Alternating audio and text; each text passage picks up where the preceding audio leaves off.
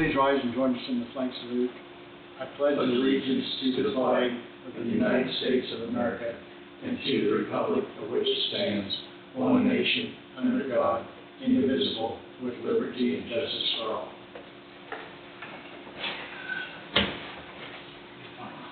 Good morning, everybody. Good morning. Chairman Thompson is ill this morning, so I'm going to be the vice chairman in charge, I guess. So try to be. First on the agenda, I need a motion to approve the minutes of Monday, September the 22nd, 2025 as written. So moved. I'll second. Been moved by Avendroth, seconded by Peterson.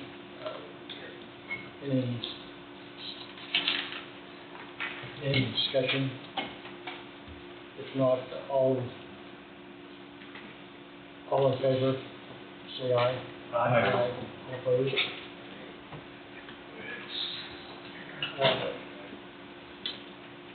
On this next one, you want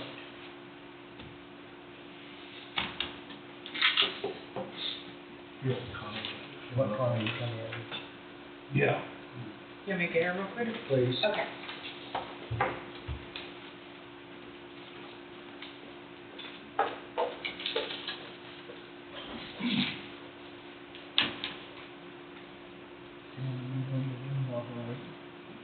Yeah, yes, we can. We'll move you up.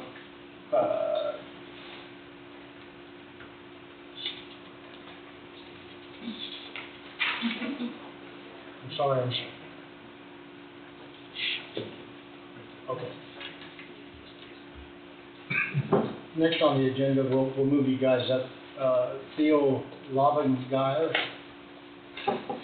SOS Outreach Coordinator for Coffee County, and Stephanie Cervantes. I am not Stephanie, I'm Mary Halloran. We had a little change of SOS Outreach staff. Victim Advocate Domestic Violence Awareness Month. We're here to say thank you for considering October to be Domestic Violence Awareness Month in Coffee County. SOS is the area domestic violence, sexual assault, stalking, and human trafficking advocacy agency. Okay, we have 4 different pillars. Theo and I are both from Crisis Services, and Crisis Services is the pillar of SOS that most people think of. We do the one-on-one advocacy, and we also have a shelter for domestic violence victims. We just want to really stress that we could not do this work without your support. Thank you very much for supporting us over all these years. And I'm thrilled to say we now have a Coffee County advocate in town. Theo's going to be splitting his time a little bit between Coffee County and some other duties. But Theo, you want to introduce yourself and tell them what you do? Sure. I'm Theo Lovengeyer. I started in Coffee County July 1st. Yeah, July 1st.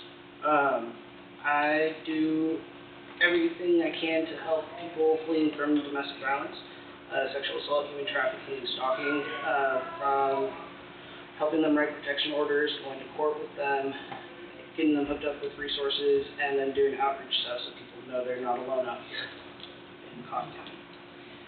And our rural Coffee County, Chase County, Morris County, Osage County, sometimes our numbers are not super high. Here in Coffee County over the last year, I think we served 75 plus through multiple programs, not just Crisis Services. That may not sound like a lot, but that's huge for those 75 people. Huge. I mean, life altering for those people. So we wanted to come and say we would love for you guys to adopt a proclamation for Domestic Violence Awareness Month for October, and like I said, we couldn't do it without your support.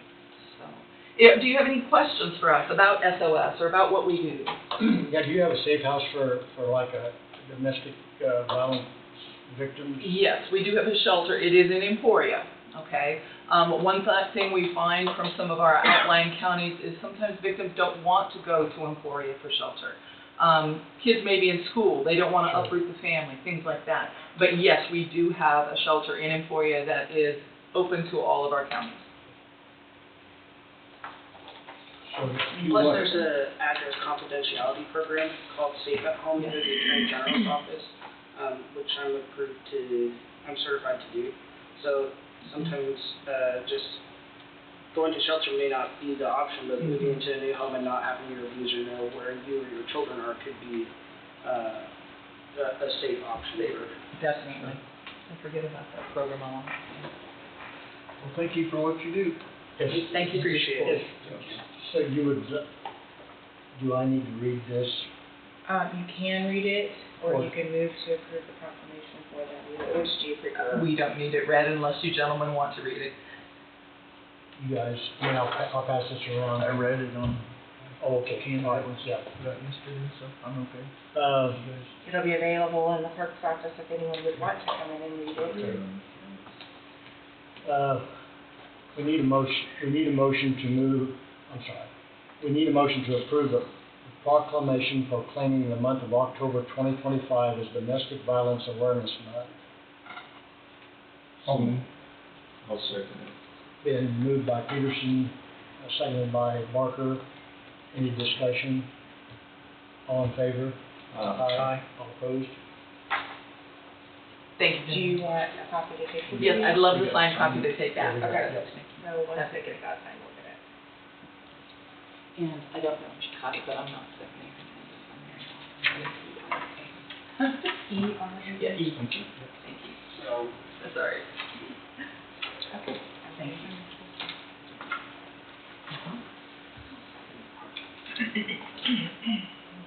Folks, thanks so much for what you do. Thank you very much. And just to put a bug in everybody's ear, we're having our annual fundraiser coming up on October 17th, so come on over to Emporia. And support the 40th annual Phi Delta Theta Full Set too. Oh, That's- exactly right. Oh my gosh. Those guys help us out so much every year. They're Oh, great guys. They are. They are. I wonder if Mickey will probably, our executive Will you director, run will over? probably be on the On phone. the Phi Delta. Oh, okay. Well, thank you for that. Connie's here, so. Okay.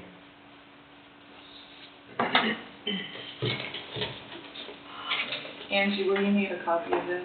I will, but I need to sign it and seal it for Sure. you too. We'll just wait out here in the lobby then. Okay. Gentlemen, thank you very much. Thank If you. you want to walk around there to the clerk's office. All right.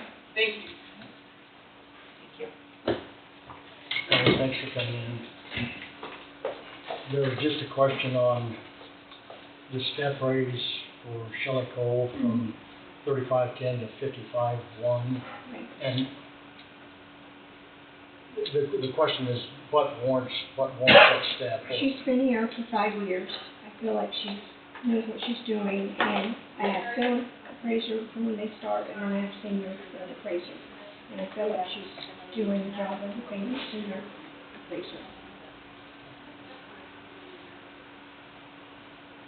I mean, that's a step increase, right, from the 3510 Right. to that position. Right. Yeah, I didn't take her up, I went to the first step. Do I? I did the first step on the senior. Oh, right.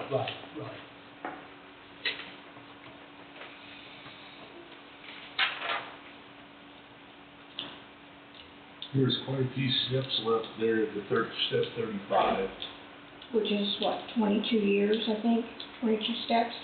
you know. You want her to stay there for 22 years? No, but I'd just like a $6,000 pay raise. She's doing the job. They get a lot of slack while they're in the field, and I feel like she deserves it. How many appraisers do you have?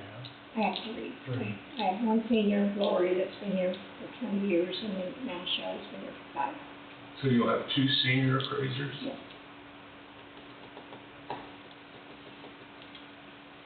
So it's essentially a promotion.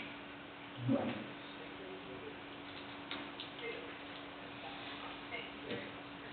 I mean, I'm good with it. If that's what warrants, I mean, that's where it goes to, They have a lot of slack when they're out in the field, oh, I'm sure they do. and I think that she deserves it. So that's why I put it through.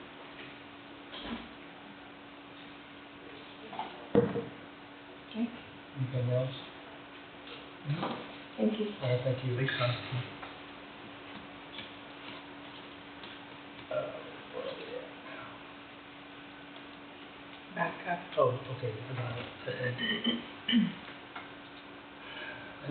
We need a motion to authorize and direct the vice chairman to sign the Coffee County payroll notice for Shelley Cole, Appraiser's Office, Senior Field Appraiser, promotion, wage classification from 3510 to 55-1, wage from 2419 to 2702, effective 10/1/2025. I'll make that motion. I'll second. Been moved by McCurry, seconded by Peterson. Any more discussion on that? Not all in favor, say aye. Aye. All opposed? Motion carries.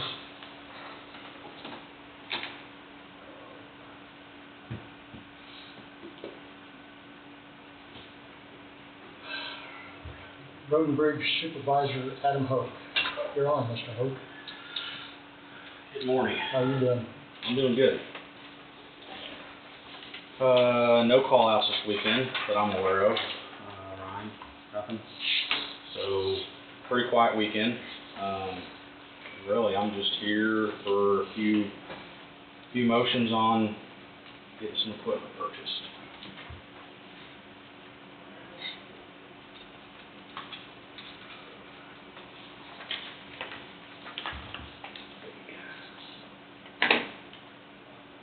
I need a motion based upon the recommendation of the Road and Bridge Supervisor to waive the purchasing policy as to competitive bidding for good cause, said cause being NPP Government, National Purchasing Partner Government, with Coffee County number M831809, and to approve the purchase of one Henderson FSH2 dual auger salt / sand spreader boxes, Henderson Products Incorporated, Fulton, Missouri, quote number 1188139, in the amount of $40,448, and to authorize and direct the Road and Bridge Supervisor to sign all documents related thereto.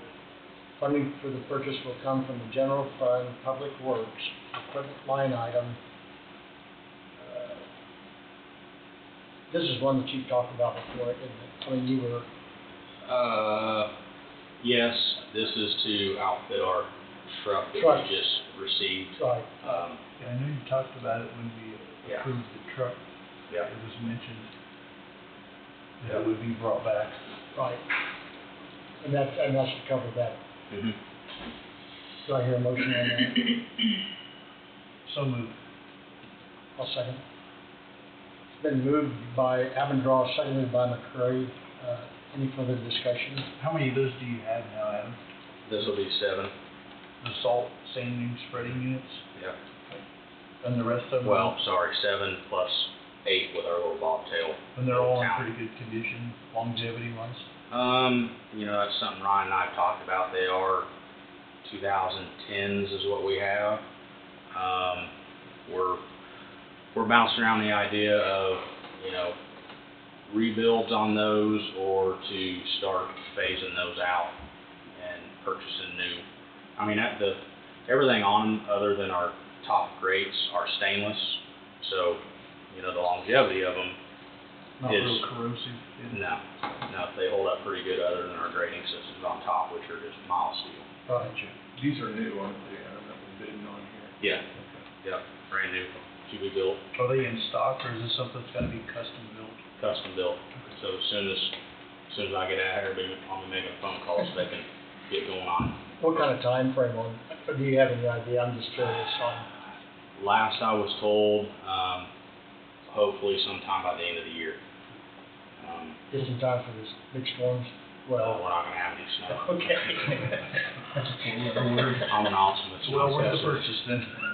We'll get to that. Yeah. It's been moved and seconded. All in favor? Say aye. Aye. All opposed? Okay. Oh, okay. So we just need to approve that, echo. Just on the first one. Okay. After the end. Yes, I just think it should be in Okay. 583. Okay, got it. Okay, on the second one, a motion based upon the recommendation of the Road and Bridge Supervisor to waive the purchasing policy as to competitive bidding for good cause, said cause being NPP Government, National Purchasing Partners Government, with Coffee County number M5831809, and to approve the purchase of one Henderson 12-foot RSP snowplow with 42-inch moldboard, Henderson Products Incorporated, Fulton, Missouri, quote number 188279, in the amount of $16,133, and to authorize and direct the Road and Bridge Supervisor to sign all documents related thereto. Funding for the purchase will come from the General Fund, Public Works, Equipment line item. I'll make that motion. Been moved by McCurry, seconded by Barker. Any further discussion on that? Is that M on, in front of that number, is that correct, or is that need to be Yeah, that's what I M was- also? That's what I was telling Andy. I believe that first motion number for our member number should be M5831809. Okay. So it's, the second motion's correct. Okay, The first motion I have is correct. okay. So we're good on everything up to, any other discussion on that? All in favor signify by aye. Aye. All opposed?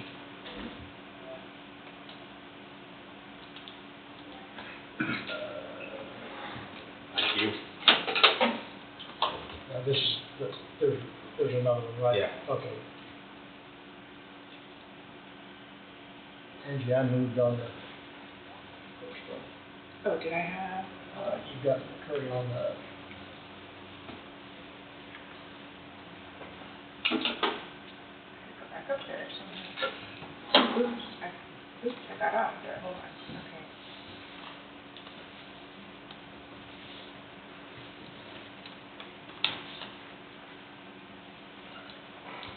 Okay. I mean, I can, but I haven't yet. No, it's okay, I'm sorry, I just got off on my paragraph there. Okay. That is fixed now. Motion is needed based upon the recommendation of the Road and Bridge Supervisor to waive the purchasing policy as to competitive bidding for good cause, said cause being municipal program pricing with Sourcewell Government Purchasing Alliance with Coffee County number 118463, and to approve the purchase of two 2025 Booch Hog 4115 15-foot flex wing rotary cutter sloop sails and hooks repair, Linden, Kansas, in the amount of $53,100, and to authorize and direct the Road and Bridge Supervisor to sign all documents related thereto. Funding for the purchase will come from the General Fund, Public Works, Equipment line item. Do I hear a motion? So moved. I'll second. Moved by Barker, seconded by McCurry. Any discussion on that? I'm curious, how long do those mowers last? I'm glad you asked, Steve. We've got some older 3715s, which are 2008s, 2010s. We're starting to get into some pretty good expense on keeping those up and going. So we're looking at starting to phase some of those out. With this, I have the opportunity to put an order in for 4 of these at this price. 2 of them now, and 2 of them we paid for after the first of the year. It's a really good deal right now that Sloop's offering us, and I would, I guess just look for your blessing to go ahead and put the order in for 4, and come back after the first of the year for a motion to purchase a second 2 at this price. I was just curious how long. How many do you have? We have 11, which is, we have 3 asphalt mowers, 3 asphalt mowers, and then 7 mowers for our 8 blade guys. So we have we have two section blade guys that share a mower and a tractor. And of course, you know, this year's been a different year with trying to keep up with the grass. Yeah, it's never quit, has it? It has not quit, and it's still growing. It grew through July and August like it does in March and April. Yeah, I've noticed on some of the roadsides that you guys have mowed that they're already greening up and have got some good growth back on them. Yep, there's areas where it was mowed less than a month ago, and it's already 3 to 4 foot tall again. It's just been an odd year, odd summer. What kind of warranties do you have on that? Warranty wise, I've got some information here. If you guys want to look through this, let's see. And then does Sloop cover that? Yes. Warranty work? So Sloop covers the warranty work, and Sloop also keeps in stock a lot of our replacement parts, gearboxes, power shafts, stuff like that. On top of what Craig tries to keep, he tries to keep a little extra here at our shop for when something goes down. Mike, I'd have to get back with you on that warranty stuff. Okay. I thought it was on this bid sheet, but I do not see it. One thing about it, that's a pretty close distance to, Yeah. And I got to looking, I went back and looked at some of our mowers that we purchased or one mower we purchased back in 2022. You know, with today's day and age and the things going up in price so much, this is about $3,000 more than what we paid back in 2022 for basically the same mower, but they were a 3815. Still a 15 foot, all the same components, but everybody has to change equipment numbers, I think, every year. any more discussion? Mike, I can get back with you on that. Okay, thanks, Adam. All in favor, signify by aye. Aye. All opposed? Motion carries. All right, thank you. Yep. Thank That's you. everything for me. No, but the roadsides do look nice when they're mowed. We're doing our best trying to keep up. It's a struggle when we make a little headway, then we get a rain day or two, and You gotta wait 2 weeks gotta for the wait ditch to another. dry out. Exactly. Yep. We don't want to be out there tearing more than we're doing good. So. Swapping it in. All right. Thank you, guys. Thank Thanks, you. Adam.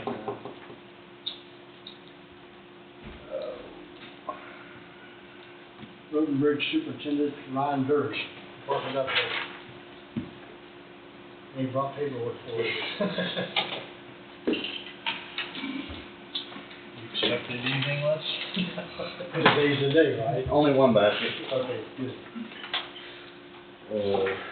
How's everybody doing? good. Great. Good. I got a few motions. Basically, these are just dealing with some resolutions for some speed limit changes, school zone speed limits, and some stuff we've been working on for a while. I believe we sent all this up last week and should have had the engineer studies that went along with those, I think, for you guys to review. So the first one would be a motion for the out at Reamer Point and establishing the 20-mile-an-hour speed limit out there.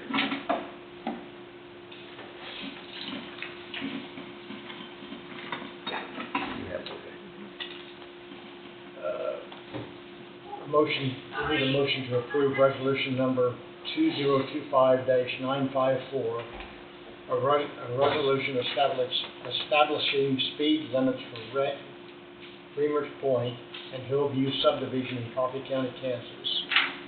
So moved. Moved by Havendraw, seconded by Barker. Any discussion? All in favor, say aye. Aye. All opposed? All right, thank you. The next one would, it's establish a 30-mile-an-hour speed limit. So basically, this is Link Lane, from 12th lane to 13th. This would be the west side of the school out there. We were looking at a school zone in there, and then we got to looking at what the actual speed limit was on that road, and so, Keith recommended, this gets changed to 30 mile an hour. We need a motion to approve resolution number 2025-955, a resolution establishing speed limits for Lynx Lane from 12th Lane Cross Street to 13th Road in Coffee County, Kansas. I'll move. Second. Been moved by McCurry, seconded by Peterson. Any discussion on that one?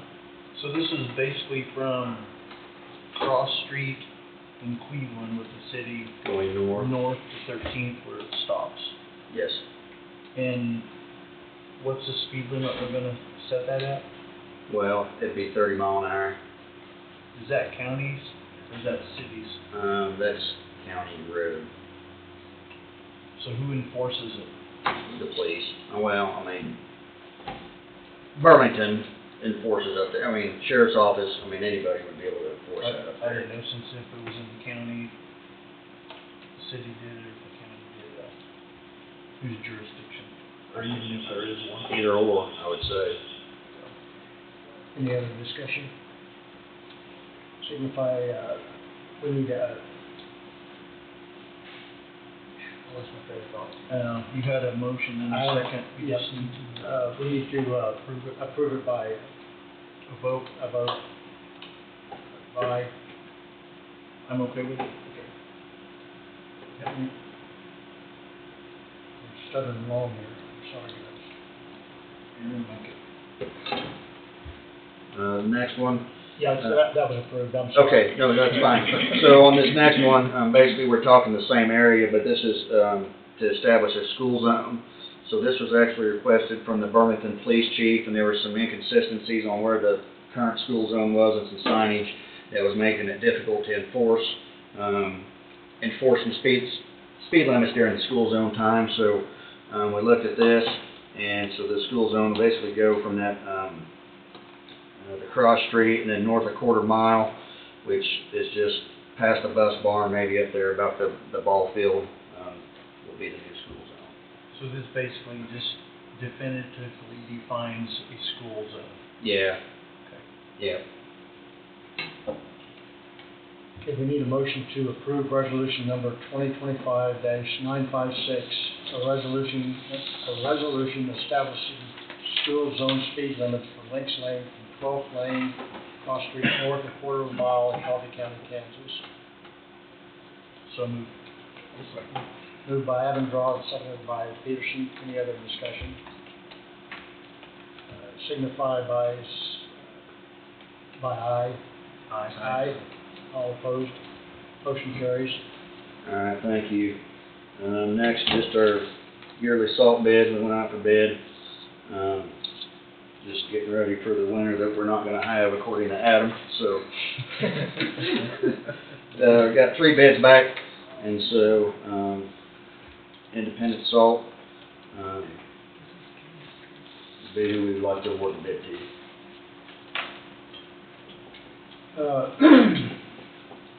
We look for a motion based upon the recommendation of the Road and Bridge Superintendent to find that the bid for bulk de-icing salt on September 24th, 2025, as per specification of ASTM Grade 1 road salt be awarded to Independent Salt of Kannapolis, Kansas, as the best bid, and to purchase same for the sum of $53 per ton for 2,500 tons for the cost of $132,500.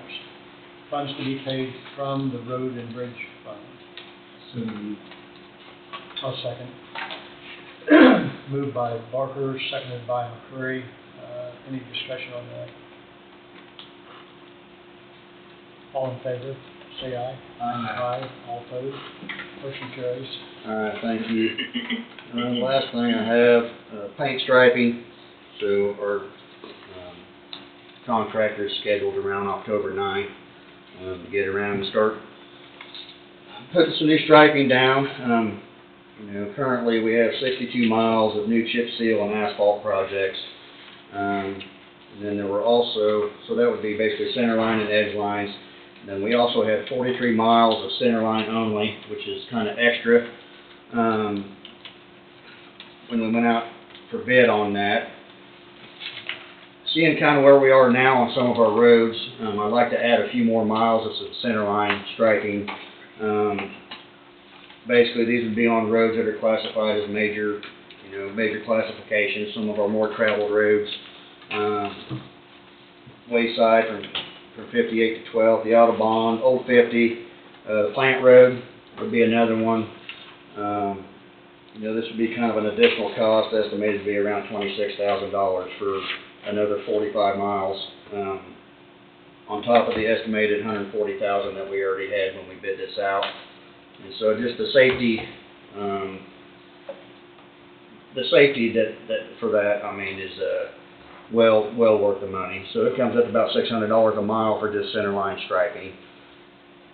I brought that up earlier with some of our people with macular degeneration and Yeah. struggling on some of our secondary roads. I Yeah. think it'd be worth it just to help them out. No, it's this is something new we started here a couple years ago, trying to add a few extra miles. Sure. Some counties they repaint every year, at least their center stripe, and that might be a little excessive, but we're just trying to find a balance of what works best for us.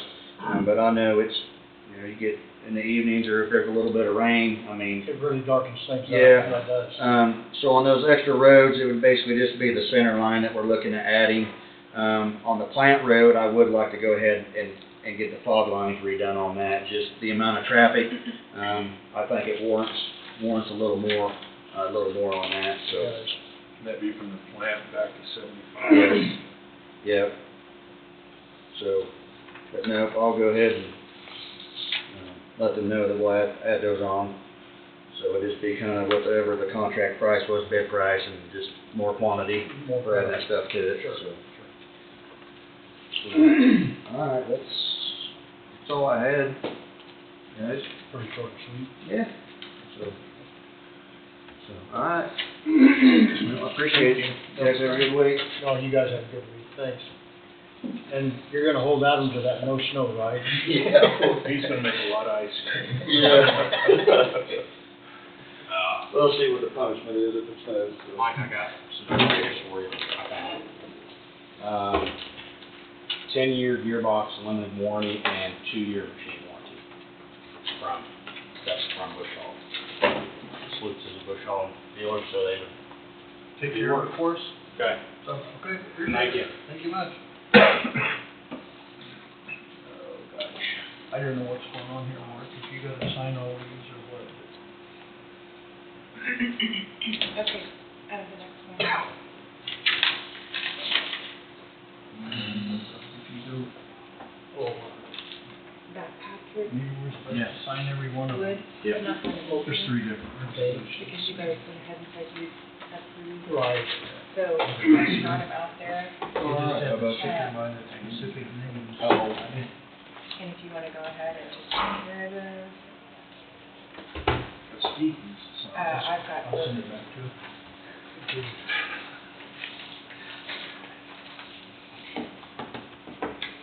And all the documents ready to sign. See the second one that you got? I'm not counting. I'm not counting yet. We got a ways to go. We do. I don't know which one it goes to now, but. 1, 2, I need something.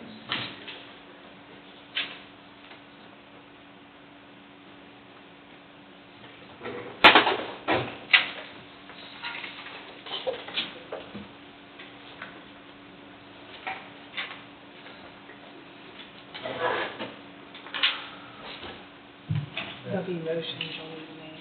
You want There'll be motions you need to make.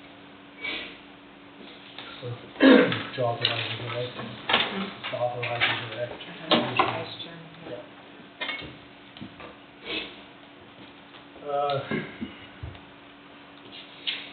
Patrick Wood was with 75 Development Group, and he's not here today, but we, Do you wanna have Jenny come up and represent him, cause she has been kinda working on it. Well, she said she would, but you guys pretty much told him that you would approve just this week, so whatever you wanna do, I can get her, I have all the documents here to sign, you just need to make motions to I'm get good him. with this if everyone else is. kind of change Wade's name to Steve? Saying hold the east, I mean, we don't have any financial commitment, Right, right? right. I didn't see if that is.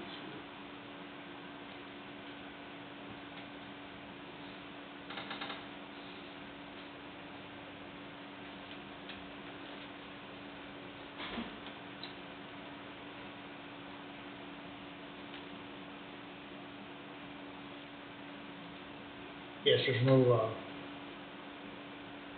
there was no financial commitment from Coffee County. A lot of it's tied to that, MIH program. Right, Yeah, and the RHIDs and those IRB bonds. yeah. Yeah, we're just basically supporting this. Supporting this application for Right, those. right. I don't know if they're in the right order. We might want to approve the letter first and then sign all the checklists, and then the resolution at the end, or resolution first, and then all the, I don't know.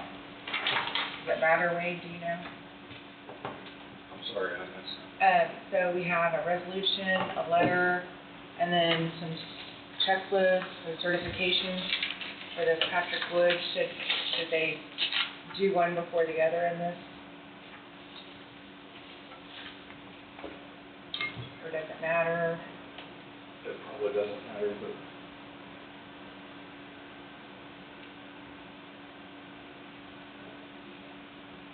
It's where that Patrick Wood he was here last week and talked to them about all these issues that he needed to have approved. I would assume that you would do the checklist first.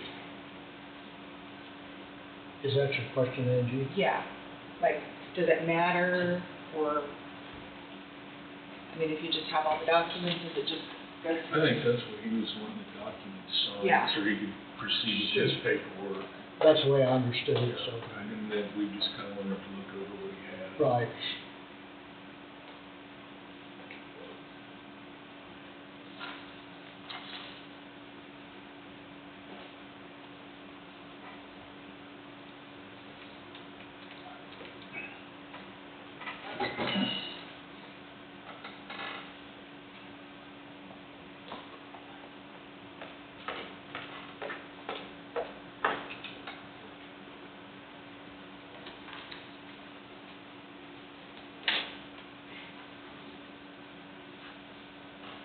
Start with Mr. Bowie, are you good with?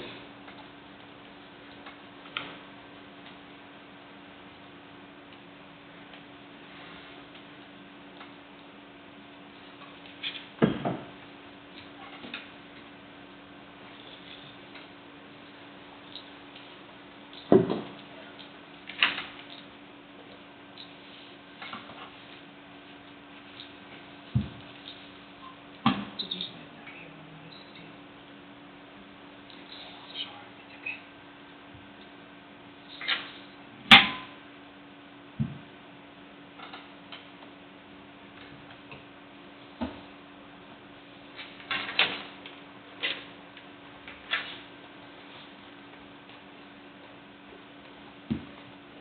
checklist, it's fine.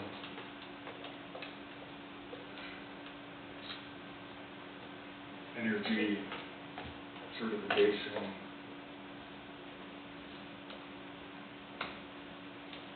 Curious how this board will monitor that all those criteria are met. That this board's not out there actively observing, there may be a way to do that. That makes sense. But All the build construction projects will meet energy certification requirements, and there's 1 through 9. So the applicant is certifying, if awarded, that all units will be designed and constructed to meet all applicable requirements for energy efficiency. So I guess as long as that can be Verified? and verified by the board, and that may be an agreement with, Would there be an inspection by some of this housing? That's what I was wondering if the state provided an inspection. Also, in one of those pages, it says that we have the right to hire an inspector, and that cost is passed on to the homeowner. We talked about that the other day. Correct. So, I mean, possible we could do a third-party inspector and just go out and verify everything that the criteria that we're approving here today.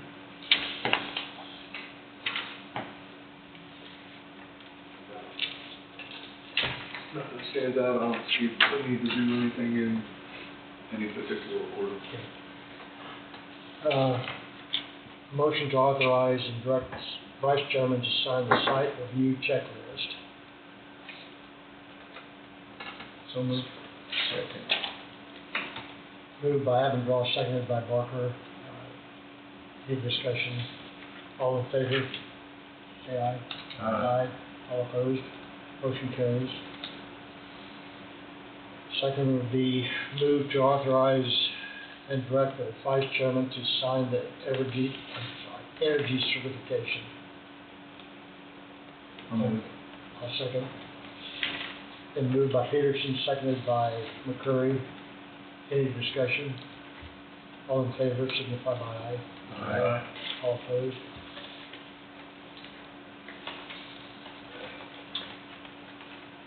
Move to authorize and direct the Vice Chairman to sign the accessibility certification.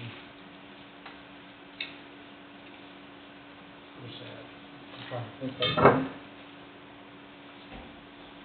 If I remember, Oh. this is basically the Yeah. ADA compliance. Yes. Do I hear a motion on that? So moved. I'll second. Been moved by Avondross, seconded by McCurry. Any discussion? All in favor, say aye. Aye. All opposed, motion carries. Move to authorize and direct the Vice Chairman to sign the letter providing county support for the 75 housing development. I'll move. I'll second. Been moved by McCurry, seconded by Barker. Peterson, I'm sorry. All in favor? Well, I got a question here. The first one says fee waivers. The county will waive applicable county level development and permitting fees where legally permissible. Does that say that we're willing to forego any building permit applications or any costs that are incurred for putting those up out there?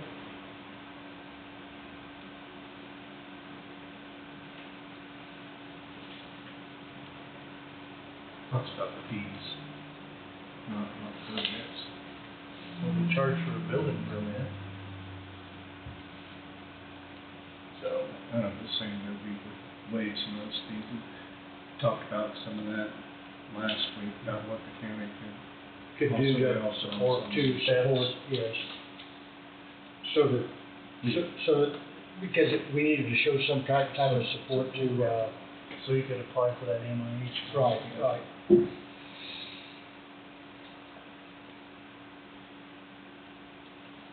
All right, that's my only question.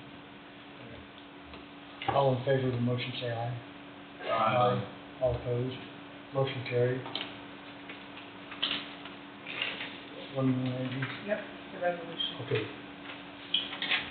A motion to approve resolution number 2025-957, a resolution of the Board of County Commissioners of Coffee County, Kansas, approving the establishment of a Rural Housing Incentive District, RHID, and the issuance of industrial revenue bonds, IRB, for the 75 housing development project.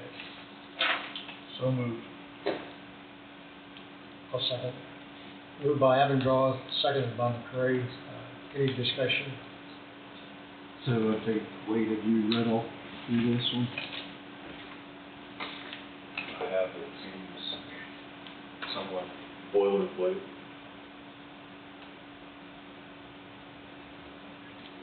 And you're not.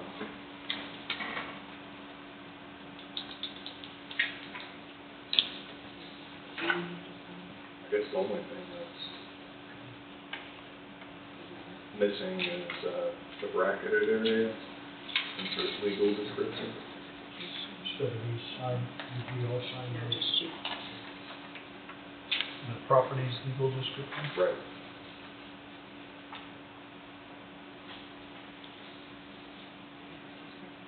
So you feel that's something that needs to be interjected into that? Defining the specific spot. Yeah, everybody knows where it's at. The board knows where it is, but I guess if you're signing a resolution, it probably would be good. Did I sign that? Did I sign those in the right place? And that's Yeah. easy to, I was watching you. Okay.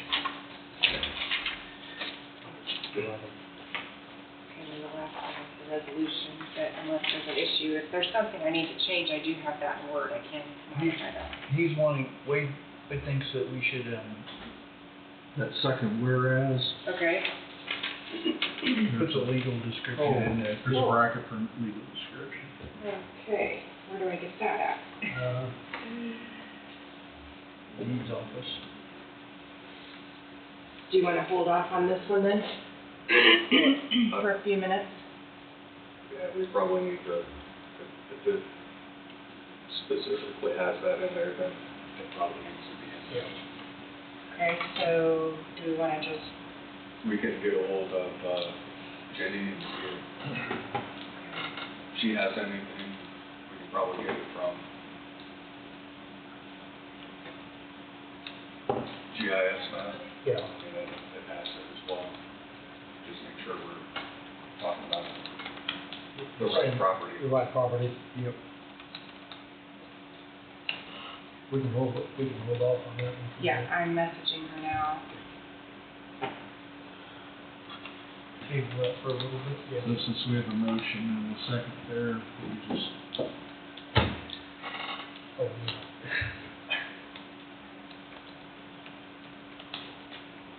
Well, We could I would approve. be in favor of rescinding my motion until the legal description is For withdrawal? inserted into this resolution. And I would withdraw my second. Motion Do, withdrawn. okay.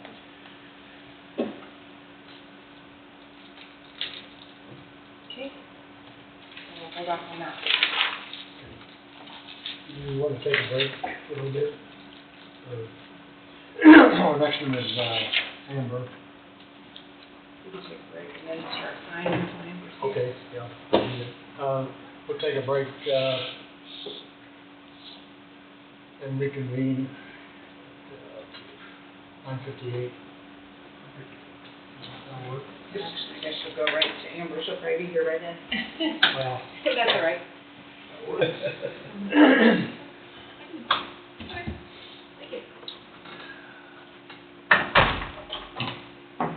Okay, Miss Amber, you're up. Perfect timing. I need to request an executive session. We can do it after my monthly report or before. I know you guys just got back from break, so it's up to you guys. how you want to handle it? I'll go ahead and give your update, so you can do that. You can do that.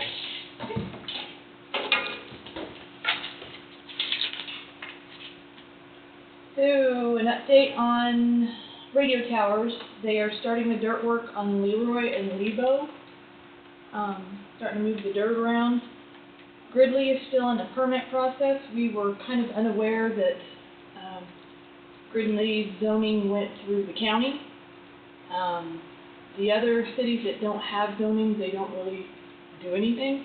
But apparently Gridley goes with the county, so we are waiting on permitting and variance from the county. I think Martin's gonna get with Heidi and see where we're at with that, because we started the other two and they can get that third one going too, so. Next step would be fiber and electrical. Evergy at all three sites, NC Networks for the fiber. And then the next step after that is bringing in shelters. And then once they bring in the shelters, that will be considered setting equipment, and that'll be when that first, I believe it's around $3 million payment is due to the Motorola. We don't anticipate them getting those shelters set till maybe after the first of the year. That's kind of what their timeline is, so probably won't have to pay that this year, but next year we have like 30 or 60 days, I can't remember which, to get them that payment, but it is all in the piggy bank. We've got it all saved up, so we're in good shape. That's towers. Amber, I've got a question, it's a little late for asking it, but, and I know we way off, when can we have piggybacked off some of the towers in the area? Because those are the exact locations where they did the studies and got the best reception. Okay, 'cause I know there's 3 of them around the Lego area within like quarter to half a mile in that area, and I just was wondering. They've looked at all those, but depending on the heights and the locations, they weren't the best They fit. weren't what? Yeah. Okay. I mean, I really, really wanted to use existing towers, but they weren't a good fit. Well, I know we use the elevator also on the leg, and we do some stuff, so I was Yeah, just curious. they hired a pretty good survey or technician that came out and did studies from all different places in the county. I'm just And curious. looked at that. And Amber, refresh on the height. Can you remember the height on it? Okay. Numbers aren't my thing. I know one tower, maybe at Gridley was shorter. Gridley's shorter because it's higher. I do Because know it's that. higher Yeah. elevation. And the other two are really high. Right. Okay, that's fine. We got approval from the state for public assistance from FEMA for the June 3rd floods. If you remember, we had flash flooding pretty bad, took out a lot of our roads. Highway Department put in for reimbursement for damages to roads. I believe everything with materials and everything totaled about $128,000 in damages. Ryan and I are just waiting on the applicant brief so we can start the request for public assistance. So that should be coming any time now, and then we'll find out what hoops they need us to jump through to get to the next step. And it wasn't just Coffee County, was it? I mean, Several counties, yeah. Pardon? There's several Right, counties right. that were in So that. an amount has to be a certain Yeah, amount. and we met that. We met the threshold. Okay. Together collectively, we did meet the threshold, so we're able to move forward and go to the next step. So I'll keep you guys posted on that. I've been working with KDM, Kansas Division of Emergency Management, on grant funding for Neustron to install a generator in the community building. This was something that previous Mayor Rhonda Taylor had got started, and she was very passionate about it. And the city is continuing the process, and we're a little bit further than we were. They want to do this because that could be used as a community shelter. There's very few places where residents could go if the power's out. So they saw a need for that, not only for their community, but anybody else in the surrounding communities that can't get to a place with a generator. So that would allow them to become kind of a community shelter. And it also will help if we do use that building as, it's kind of a backup incident command post.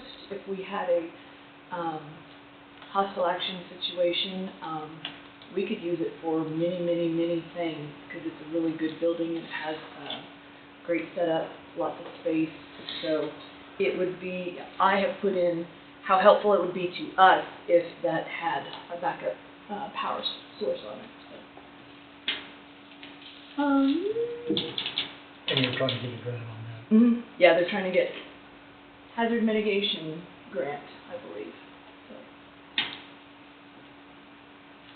I attended the annual media day at Wolf Creek. There were several news media outlets there, conducted interviews with Wolf Creek, myself, and KDAC staff. Would have been even cooler if they had gotten our names correct. Mark never has that problem. they interviewed several of us about Wolf Creek and got the names all mixed up. And my name was Amanda or something. I don't remember.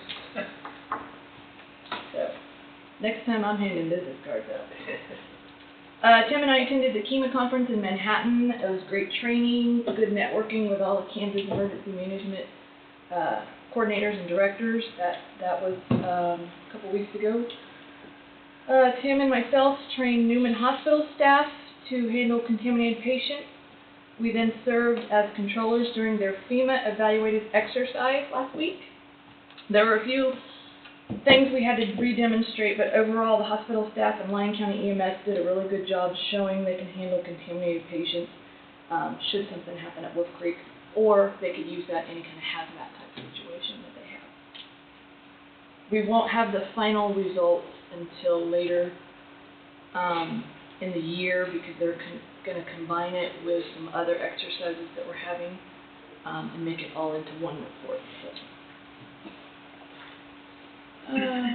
Tim's been knocking out the annual dosimetry training at each of the fire stations and all 3 school districts.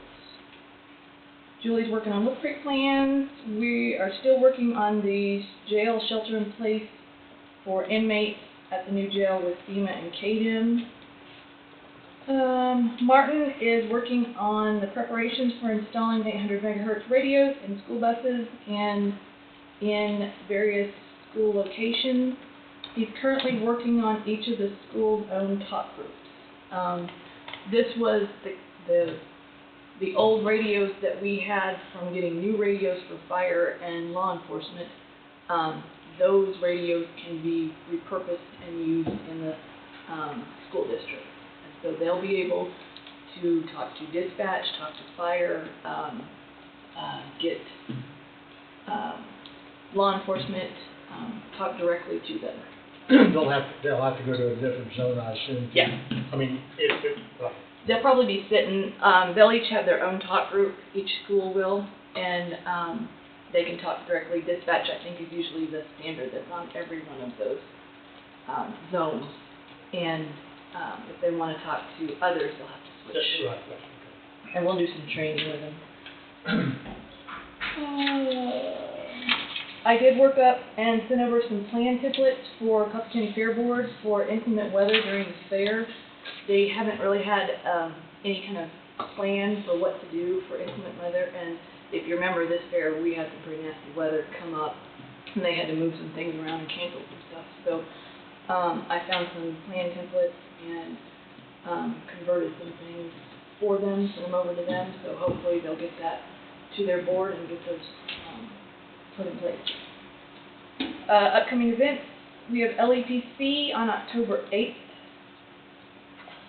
We have Lyon County Reception Center training and exercise. It is not evaluated this year.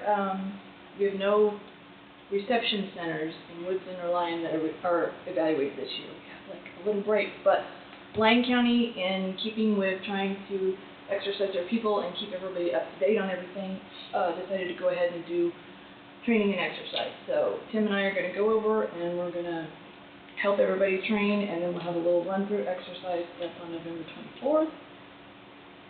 We have Highway Department training sometime in October. I'm not going to mention the date.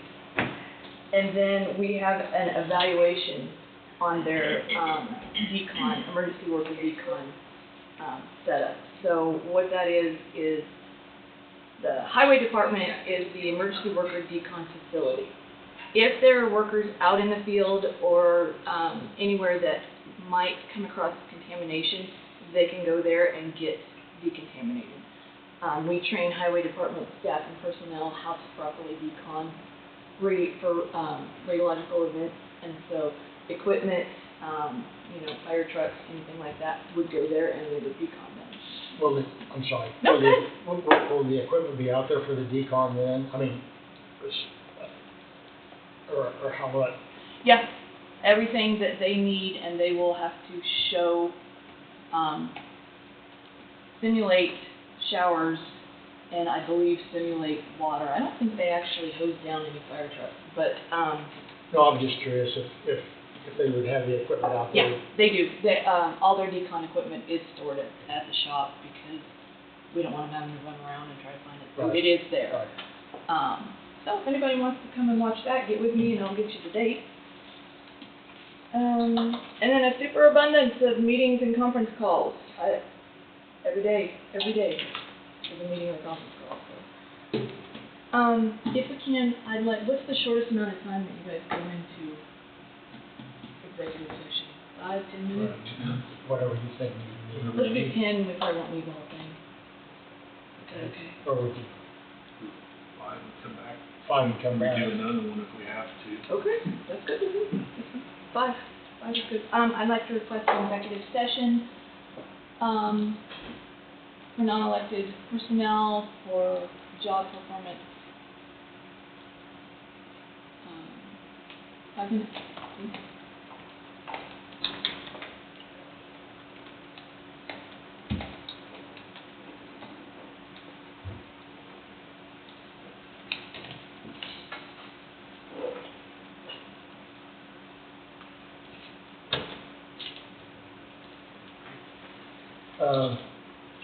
We need a motion to enter into executive session for 10 minutes. I'm sorry. For 5 minutes to include each of the commissioners, County Commissioner Wade Bowie and Emergency Management Director Amber Presley, to discuss personnel matters of non-elected personnel regarding job performance under the Kansas Open Meetings Act, KSA 75-4319 B1. I need a motion for that. So moved. I'll second. Been moved by Avondross, seconded by McCreary.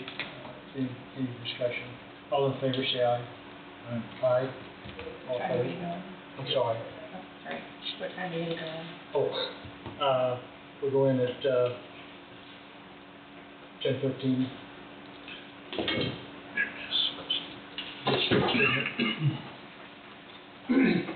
We're just going across. Okay. Beware. Stoplight. We're back in session, no action taken. I think you have 1 minute, don't you? 1 minute, 10:15. 10:13. Oh, you said 10:13? Oh, I missed. 10. I thought you said 10:15. I'm sorry. It was 10 to That was 15. right. It was 10:13 when we were in. Yeah, you said 10:15. I think you might have said 10:15, Yeah. Oh. even though we meant 10:13. 'Cause when you said that, I looked at the clock and I was like, it's 10:15. But in case there's any discrepancy or somebody wants to make an issue, I kept time, went in at 10:13, it was exactly 5 minutes, because I was keeping time on my watch, or on my phone. And it's 10:20 now anyway, so Yeah, he was covering my butt. Thank you. we're covered one way or another. So what should I put in the motion? 10:15 or 10:13? I'd say 10:13 because we were here at 10:13. But the motion said 10:15, so there probably needs to be clarification directly below that there was maybe a asterisk in the minutes that inadvertently went in at 10:13. And I kept the time, so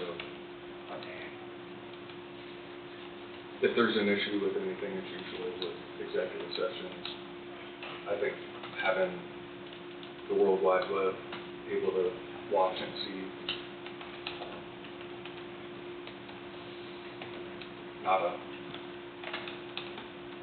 not a huge issue, but it needs to be probably. Okay. Hey, we spent 20 seconds talking about how many minutes we have left. Okay. Got it. Okay. And no action taken. That is all the update I have. Do you guys have any other questions about anything on the book? Okay. Thank you. I'm gonna sit down for the next combo. Okay, next, Counselor County Council Wade Booty, Law Enforcement Center Pay App, number 22.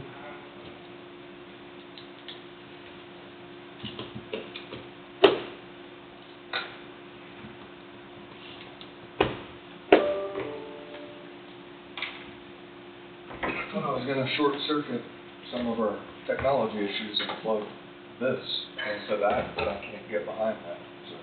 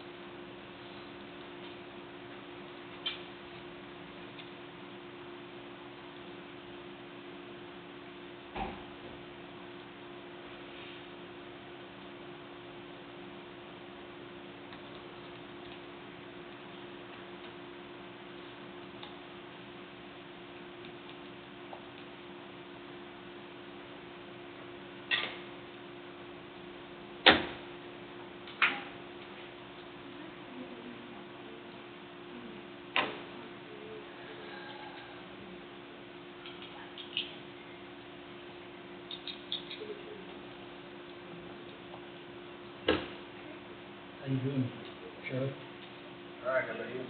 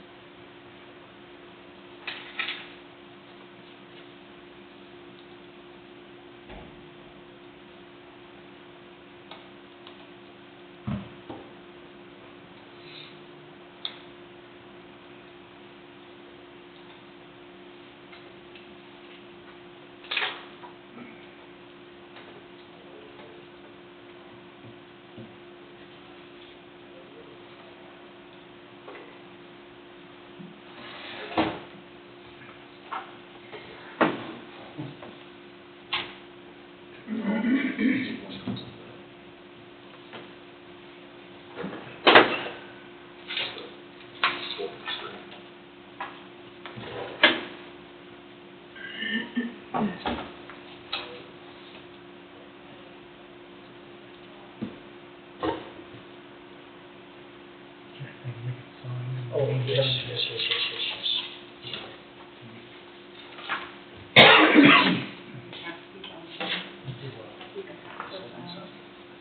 Do I go ahead and sign it, or do I, You don't have to, you sign the check, so. and this goes with that, right?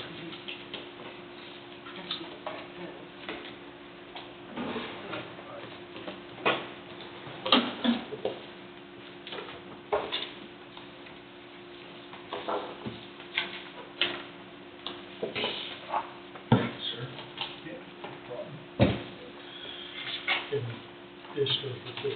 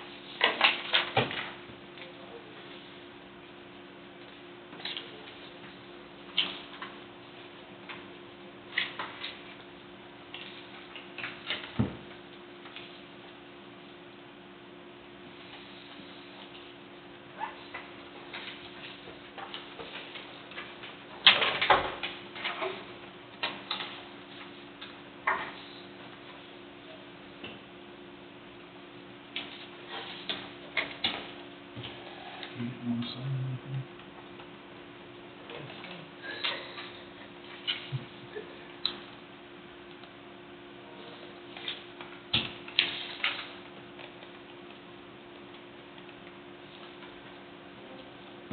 Thanks, Mark, I'll have you think about when they start here.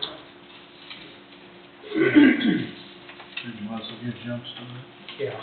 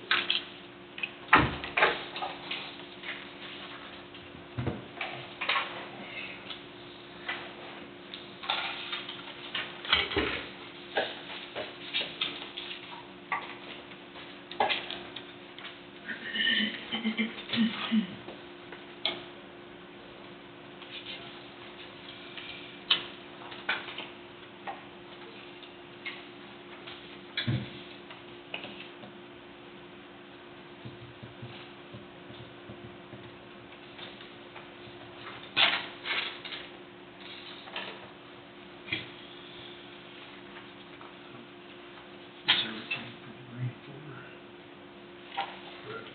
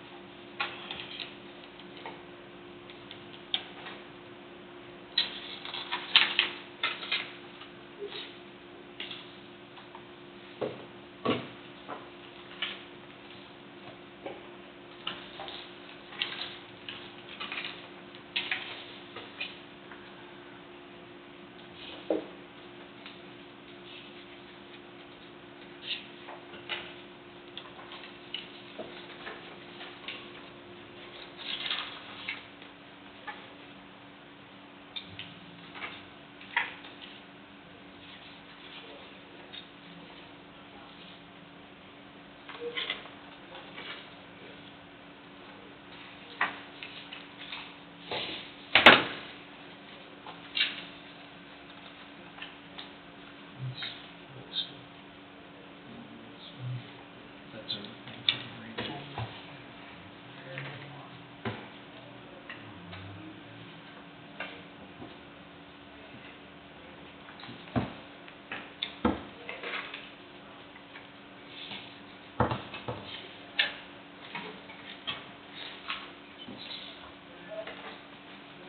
Might put a pause on this one.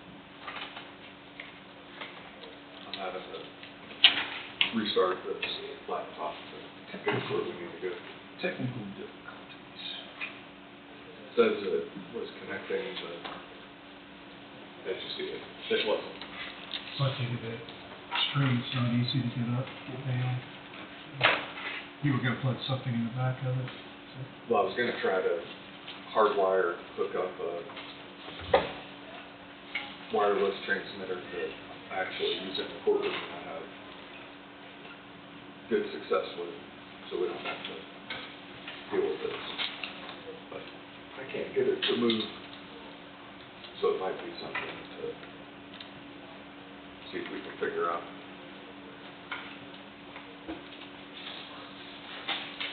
I should get to and talk about vacation. Okay. Do you have anybody else coming at that time? I don't know. I'm sure other department heads will want Yeah. Okay, never mind. So ideally, if somebody needs to use their laptop and wants to present up there, one of these goes on the back of this, one goes there, and then It connects. it's pretty seamless. Do you want me to use my computer, Reed? I think it's just Including this? catching up here. So after that, everything goes in this fast.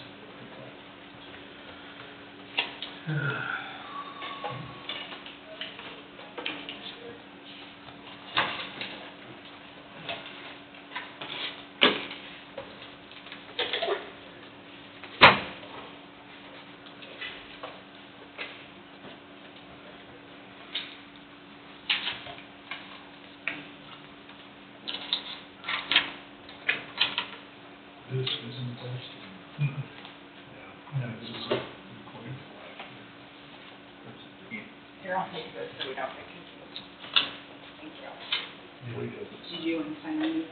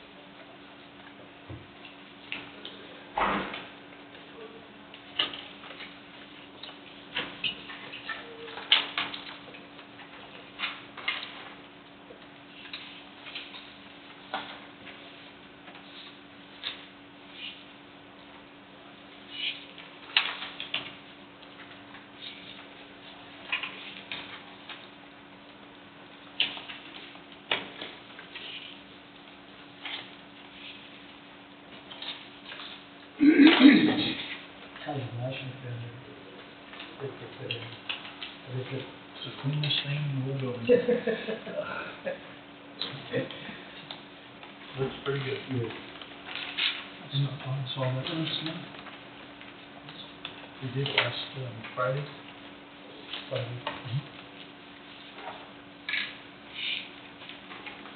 Did replace some of the stock around the exterior that was rotted out. Good morning. You could paint on it a little bit, see where that,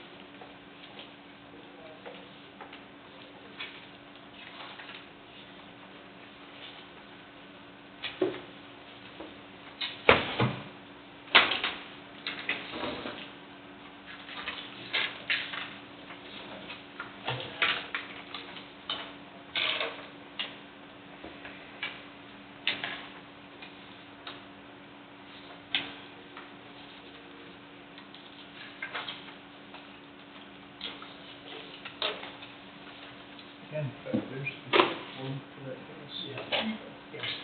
Yeah, I signed it, that's why I asked, I had to check in there, and I just,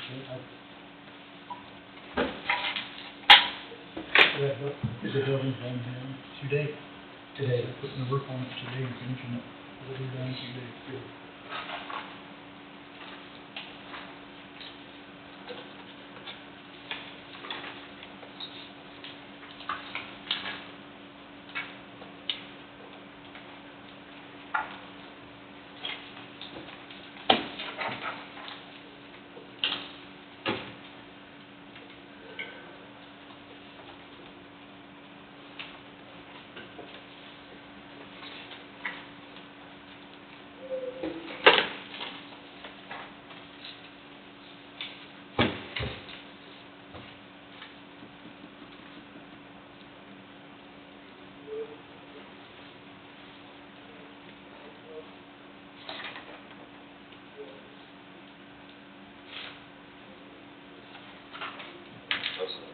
more difficult than it needed to be.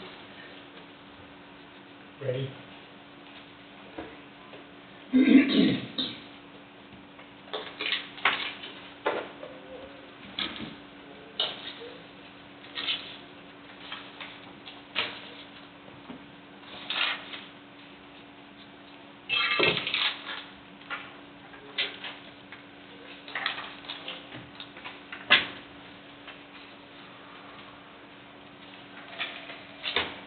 So whenever you're ready.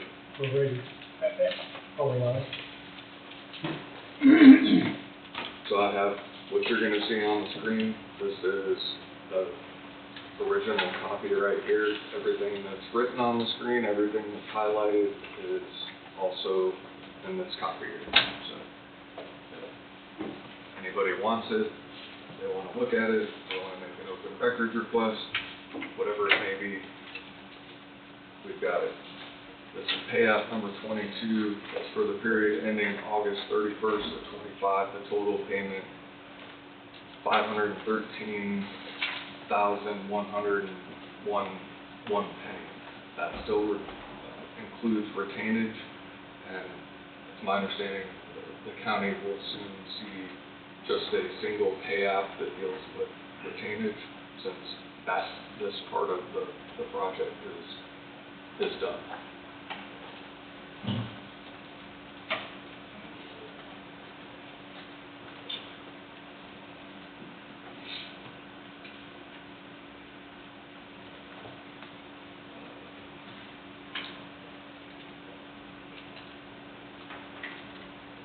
HME, payout number 14, HME is steel. The total payment due this pay period is $26,084.70. You'll see it's for steel, $28,983. So if you remember, it pulls out the retainage, that's why that number's less. Originally in the early payouts, I put the difference between the two, I think everybody gets it. IBC Carpentry, it's their payout number 18, total payment due $486. And if you remember how these work, every single payout has an itemized list, what it all ties to for this pay period. It's change order number 14, $540. Although the change orders have already gone through and have been approved, they don't always bill until later, until that particular item is done. I don't remember what change order 14 is. Somebody has.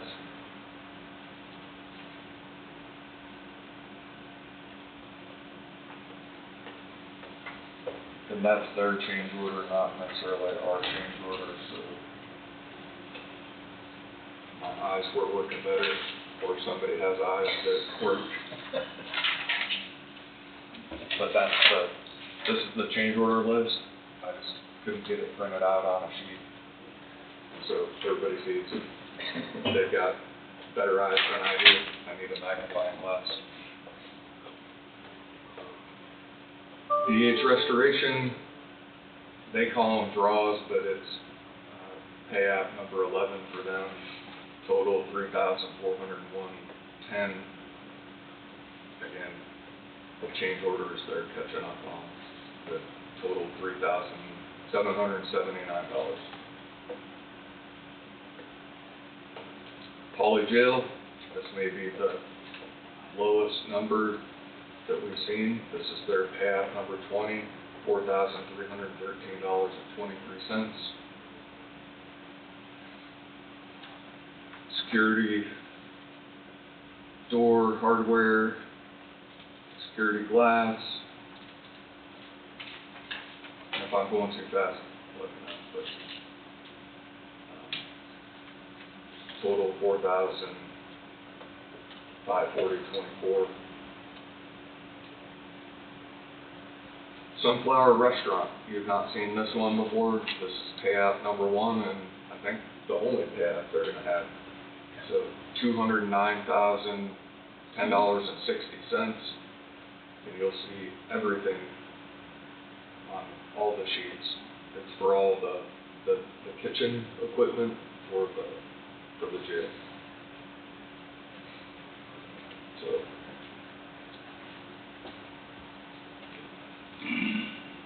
So for example, 21,000 Champion Genesis dishwasher.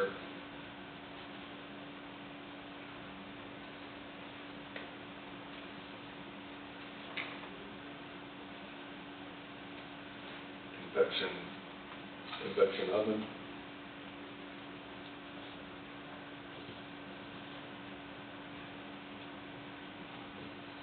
$51,000 for a walk-in cooler, so on and so forth.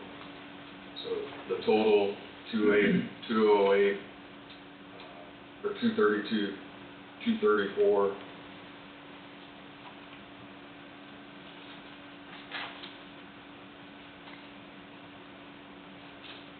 And what's due now is the 209,1060. So there's $23,223.40 of retainage, which will be in a separate payout. So they just waited until everything was done before they did the clean.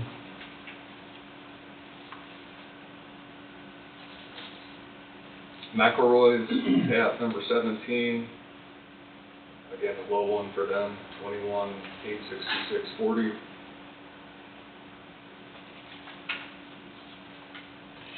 Submittals, testing, balancing, controls, credit for some pump replacement, washer and dryer shrouds.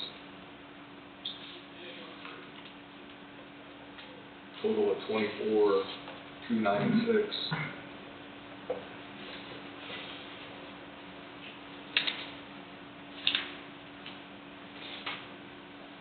This one, we had to go back and ask about this one. This is Kilo, and $132,810.20. It's tied to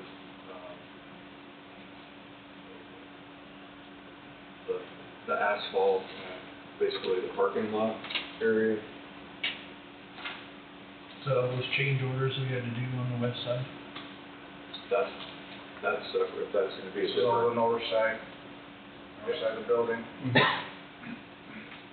So this is something, and that's what I asked too. This is not our normal format, but we checked it with Cole, and Cole said, yeah, I don't know why they did it that way, but this ties to the jail project itself.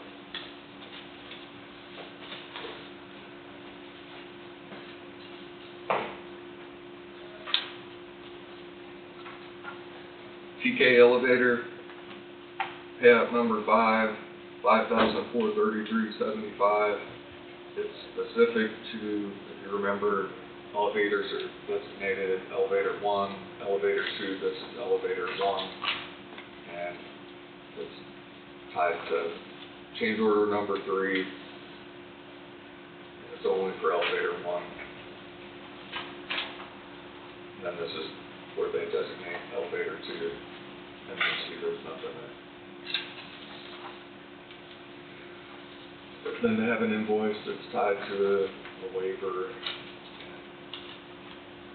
Unless you have any questions, that's payout 22.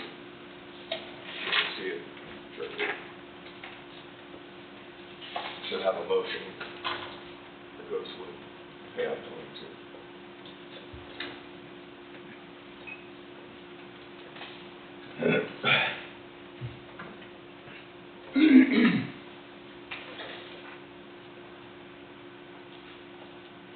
Do I need to wait on Pidgey? Probably.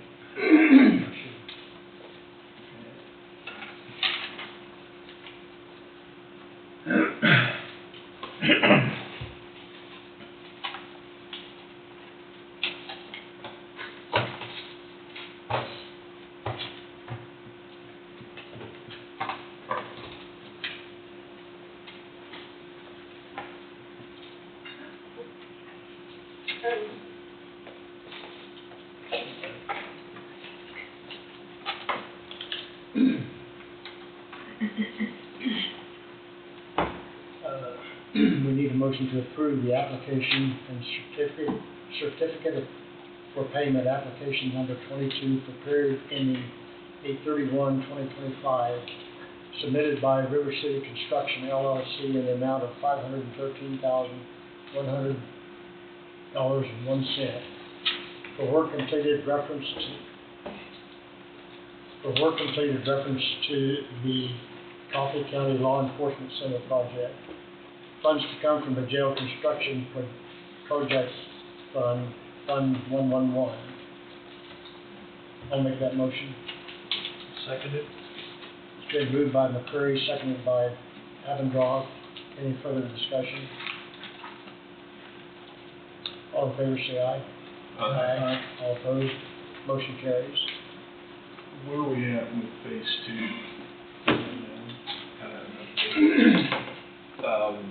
They are working on the final design, then an estimate, it should be any time now.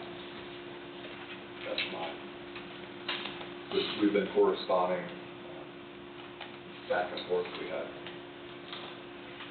a little bit of a delay. It's looking like now at the earliest they'll get started on phase two would be November or December, which puts us into the middle of next year before everything's final.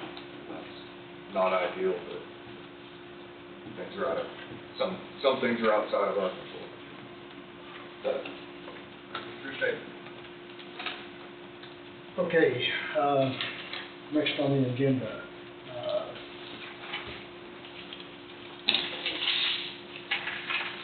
A continuance for the vacation payout discussion from 11/25.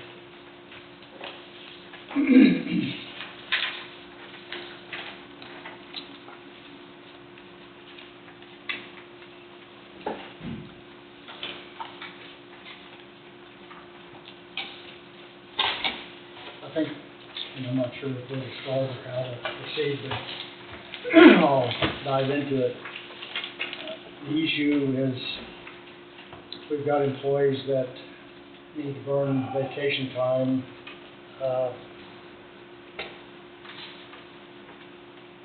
That's going to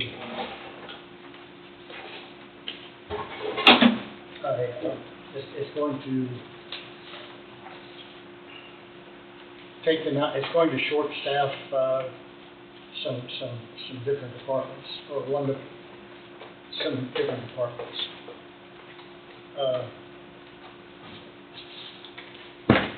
This was discussed 11/25 of 24 by the previous commission, and at that time a consensus was done to buy back vacation time to get folks back in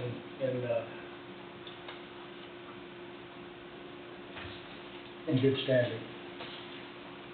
Since that time, with new commissioners, I think we're headed in a different direction. Well, I know we're headed in a different direction.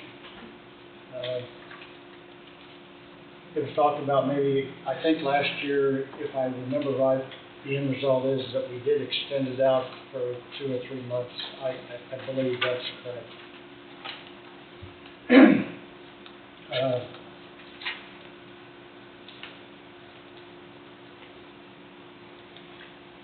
Mark, I think, had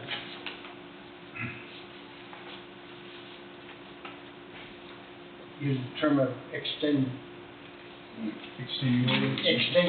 extenuating circumstances, and I'm not sure that this,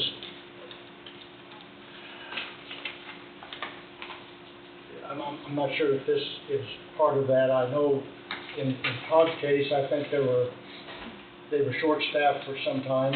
Is that correct, Todd? I mean, yes, correct. And I'm not trying to bring you out. I mean, I'm just. We had a couple of months where we were down 2 employees, and then another one part-time, so.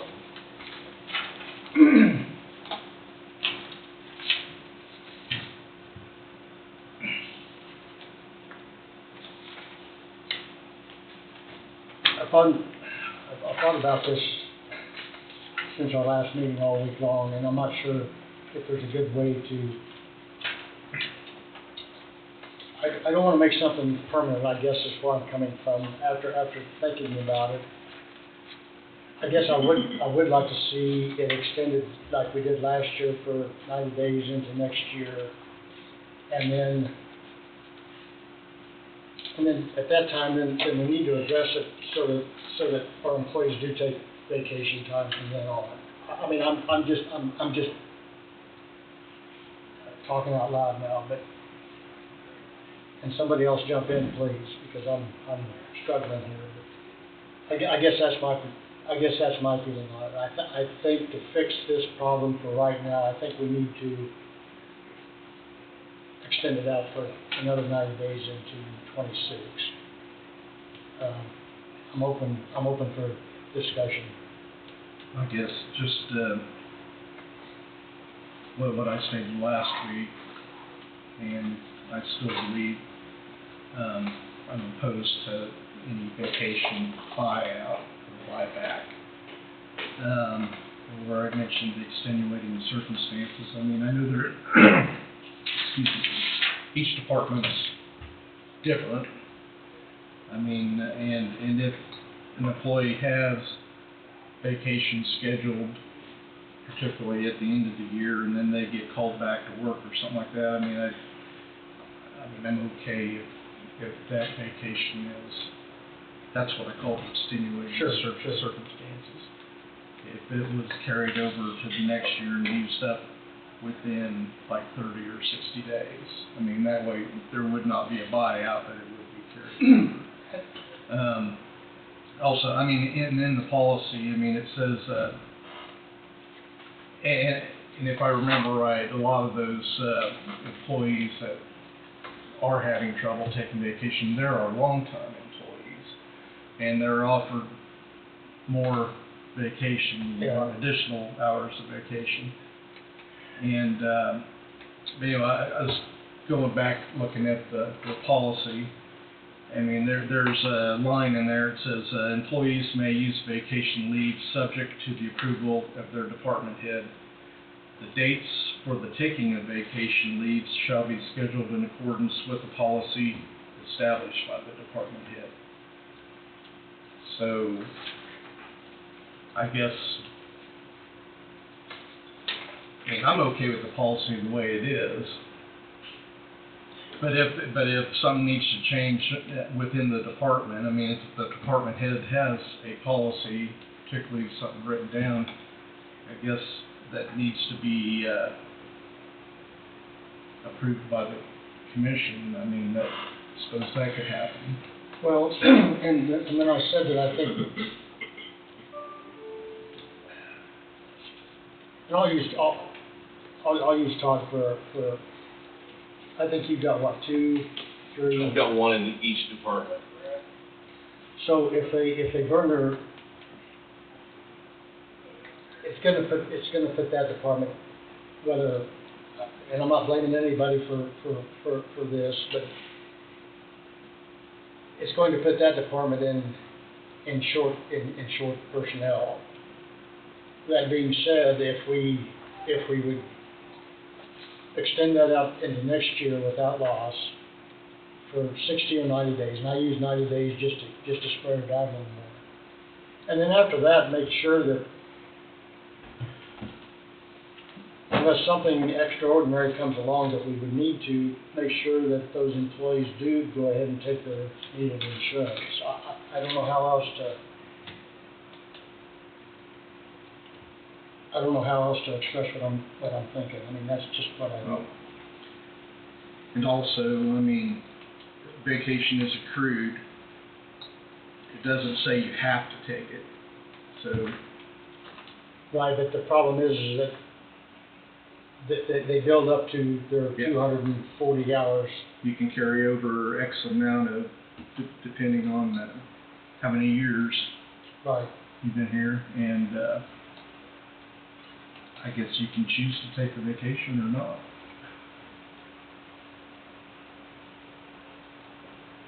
Mark, could you read that again regarding the last the policy? line? Yeah. Says employees may use vacation leave subject to the approval of their department head. The dates for taking a vacation leave shall be scheduled in accordance with the policy established by the department head. So question, if I make it a policy that we pay for the vacation hours over the ceiling, is that covered under that line you just read? I don't think it refers to taking a vacation, not paying for vacation. That's the way I read it.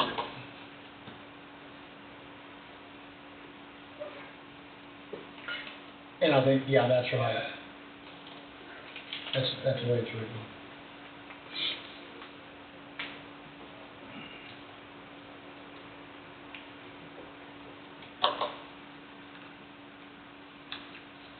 I feel like it's a good problem to have, but a bad problem to have, because it means that people are here and they're working. I know. But it also means that people aren't taking their vacation, which is a bad thing. And nobody wants to miss out on that when they've earned it, and it's money, so you wouldn't just want to burn it. So I see where the employees are coming from, but then you also get in a situation where when employees leave, they have all that banked up, and then they get, a big check, which I'm not saying they didn't earn it, but I'm just saying if we had a buyback, that could be spread out maybe a little bit better than one lump sum at one, when an employee leaves in a month or so. And so a lot of times, these employees that have hours exceeding the ceiling for vacation are also maxed out on sick leave, which we are now requiring them to use. So it's not like they're not having days off. They may be using the sick leave to take time off. You lost me, you said you're requiring people to take sick leave? So they have to take, they can only accrue up to 960 hours of sick leave. So they're taking days off when they don't really need to? Absolutely they are. And they're having to call in sick when they're not sick because they have to use those hours. I find that problematic. We've discussed that as But well. I think we've discussed that in the past. Just making it flat across. Do I? PTO time instead of calling Paid it time off. sick leave or whatever. So we're not requiring those employees to take a sick day when they're not sick.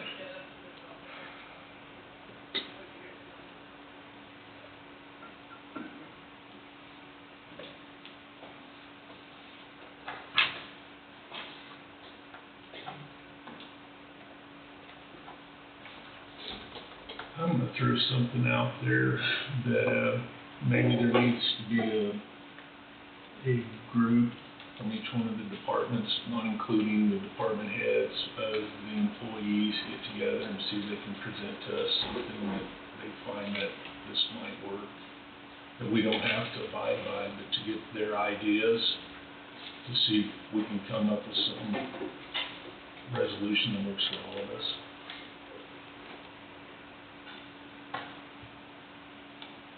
Say that again, Tom. Just to get a group together from each department, not including the department heads, just the employees, where they get a committee together and try to solve this problem and present it to us. But it's not binding, that we could go over and say, oh, that's a good idea, we can't go with that, but to present something to us. Because it sounds like all the department heads are having different troubles with their group of people compared to everybody. Well, I think each department is different. Right, I mean, right. that's the whole thing, is that Yeah, because if we have some type of emergency or disaster, that knocks out a couple of months for us, the sheriff's department, road and bridge, and people can't take vacation during that time, and then if they've already maxed out, they get to the end of the year and they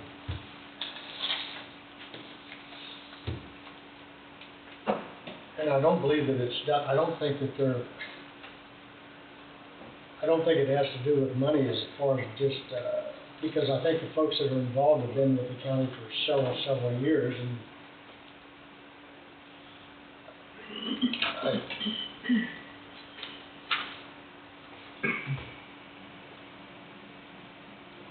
I guess that's a good idea, okay? But I think what we need to do is, so what you're saying, Mark, is, I mean, what you're thinking is that they either take their vacation or lose it, is that correct? Yeah, I'm just basically opposed to buyout because that's additional money, additional compensation, All right, and that's, all right, the buyout's off the table. to me, it's off All the right, table. well, and when I brought it up, I think I brought it up one time, that that's the way, when I worked for my company, that's the way I did it, because a lot of times I wouldn't take vacation, and I would have a buyout. But then it was brought to my attention, rightfully so, that was a private company and not a county. I mean, that is the difference. But I'd like to see us,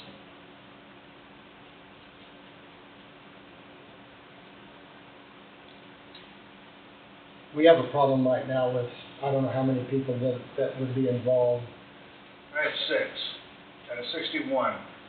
You've got 6. I've got 6 people. This is 10% maybe. This is not the entire 200 employees of Coffee County. Right. And in the majority of the county employees, it's not a problem. Yeah, because they haven't been here. The people that you're affecting, these people in my department have got 31 years of experience. I mean, and 18 years. And you're not talking about some employee who's been here a year. It's already maxed out. I mean, Because they accrue so many days or hours. I mean, because of the longevity that they've been here, of course, they're accruing vacation time at a higher rate. And not taking it. And not taking it. not everybody can afford to take 2 weeks of vacation and be gone. You know, it's a different world, folks. You know that as well as I do. It is. People just don't do that anymore like they used to do. It's a different world. But still, my personal opinion is they've earned it. And I know you say use it or lose it. In some situations, they just don't have time to take it. They don't have the money to take off and go do something. So you're penalizing that employee that's been here 31 years, that takes a sick day when they're sick, that takes a vacation day or 2 here to be with their husband, and they go to Kansas City for the weekend. And so now you've got the employee that's maxed out. It's taken 31 years, and they're maxed out, and you're going to tell them that money that they've earned for working here, being a loyal employee, being here every single day, you're going to tell them, we're not going to pay you for time that you've earned. That's what my employees are saying. We're not taking money away. I don't see it as money. I think that they've earned time off. I don't see it as money. That's true, Todd. It is. And I do But also see, just a minute here, for a minute, they also get longevity pay. So does every other employee. I know that, but they get up there to 31, they're getting that nice $1,500 that the first year doesn't. So they are being compensated for being here long. And I'm seeing what you're saying about that, but I don't think they're losing salary for not taking it. It's just like anything else. It's just like comp time. Whatever it may be, if they've worked it and they've earned that, then they should be compensated for it. And I'm not saying you pay them off, but you can't take it away from them. I don't think you should say you can't, we're just going to get rid of it. I see comp time and holiday time becoming a problem. They're going to use their comp time up before they take their vacation time to be compensated for later if you go through the buyout. I'm sorry, say it again? They're going to use their comp time anytime they need time off where they've accumulated comp time. And they're not going to take vacation time until they use all of their comp time up. Then they'll want to be bought out for their vacation time.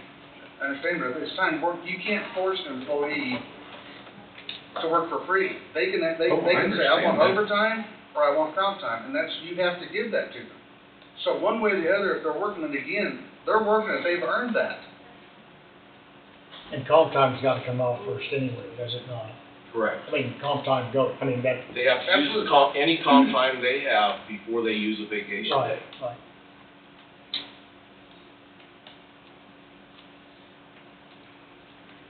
I mean, you have those employees here, and I'm not arguing with you, I'm stating what my employees are saying. So you have an employee out there that, again, works 3 hours overtime, and he's not wanting to rake the county or rake me, whoever you wanna say, for overtime, so he just says, listen, I'll take it off on comp time. They're trying to be good employees, and so then he's got 3 hours of comp time this month. He takes it off, whatever it is, he's not using vacation because he's got comp time built up. It's either that or overtime. That's right.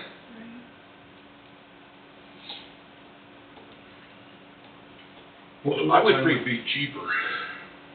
Cause you've got the hour amount that they gotta be paid, and you're only paying them an additional half their salary, or time and a half for that.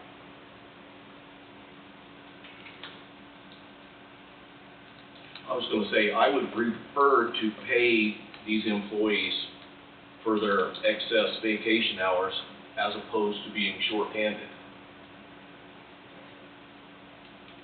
And I will be shorthanded if we don't come to some kind of conclusion. And I guess that,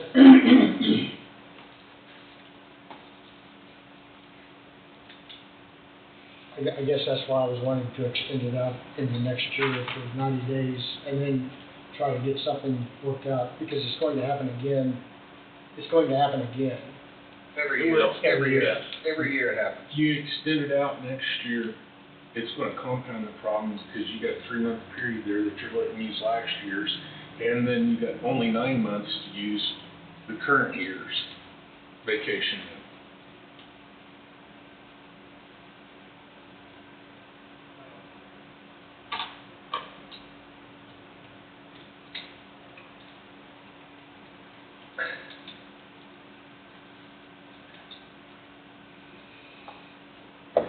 I don't think we're gonna get a decision made today, correct? So why don't we do what Todd suggested and have each department, nominate, somebody to be on this committee to come back with some kind of a plan to present to the commission. That was my idea, and I mean, I don't know, these guys may think that's a crap idea, I No. don't know. It's out there. Because it's a problem. So that's, Steve, I'm not gonna interrupt you. Go ahead. What were you thinking? So you're asking us to put a committee together. What are we doing as department heads? All you're doing is putting this off. You need to make a decision, guys. Right or wrong, you need to make a decision. Putting some group together is not gonna do a damn bit of good. We're the ones that are speaking for our employees. That's what I was gonna say, that, I You're think doing, that. all you're doing is putting this off another 2 weeks or a month. Oh, I'd love to get this satisfied today. I think it needs to be satisfied, If this, one way or the Hey, other. Todd, if this dead horse hadn't been beat so long, I'd agree with you, but Yeah. all of our employees, I'd say this, all my employees, well, at least those 6, they're telling us, we don't know what else to do. We can, so they're in the same boat, I'm assuming that every other department head is. The employees don't know what to do. They're just asking for your guidance. I'm not speaking out of turn. I think that we represent any ideas that our employees have come up with to try to fix this. We've talked about it in department head meetings, talked about it, so I'm not sure that, while I like the idea of like an employee, assistance committee, or whatever you would call it, because we used to have one of those way back in the day, I don't think they're gonna come up with anything different than what we have. Because, we're pretty good at talking to them and trying to work with them on things, and, we're all pretty much willing to go to bat for our employees, so. I don't think you're gonna find anybody that's gonna want this solved more than us. And Todd, you're right. With the extension, it's gonna give you 9 months, but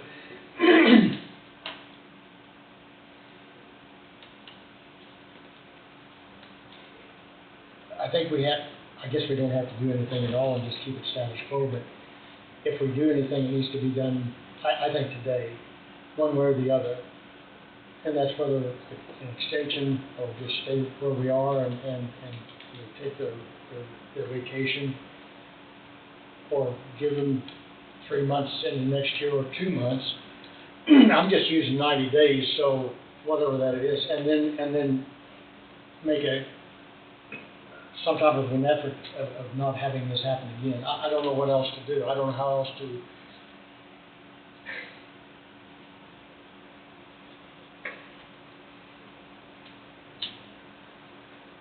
If the buyout is off the table, then would an extension be on the table in any way, shape, or form? I can put it on there, but, you know, we're just gonna have to help them out for the 9-month period of the department heads of pushing on, get your vacation time used, you're gonna lose it, you know, in that 9-month period. I mean, is the buyout off the table? For me, it is. I think probably it is. I mean,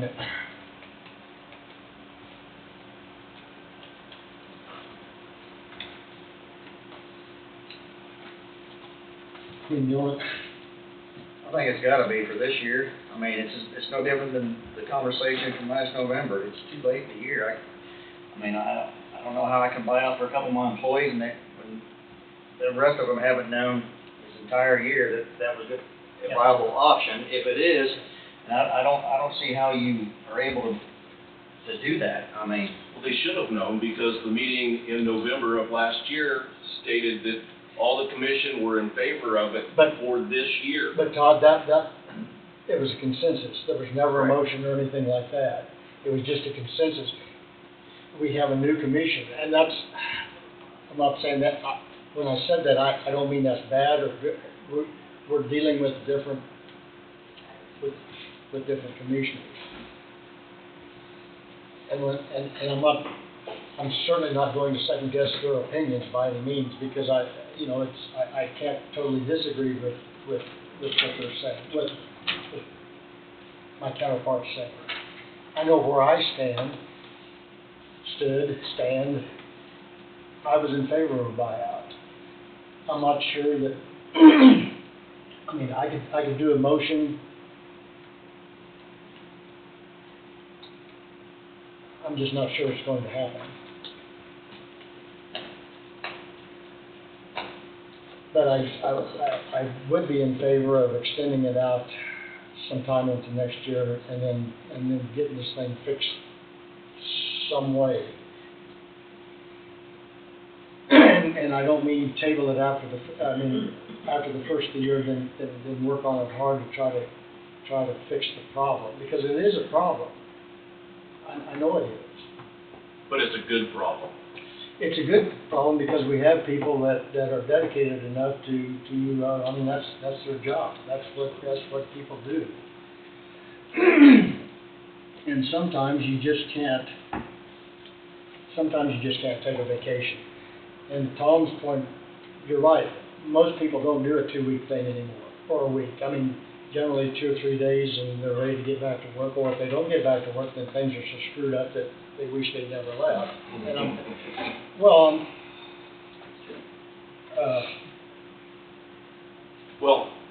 me personally, I could go with an extension into next year for my employees to use their time.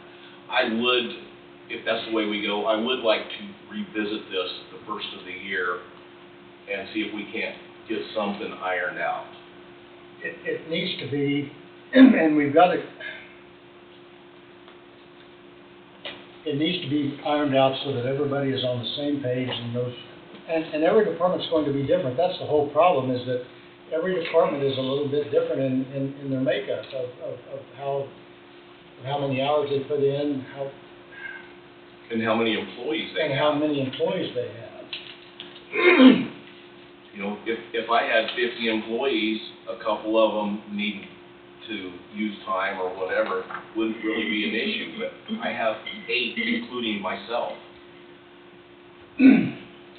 Wade Thompson isn't here today. He's he's sick. He did tell me that if we needed to include him in a conversation, we could give him a call and he would be included in the conversation. But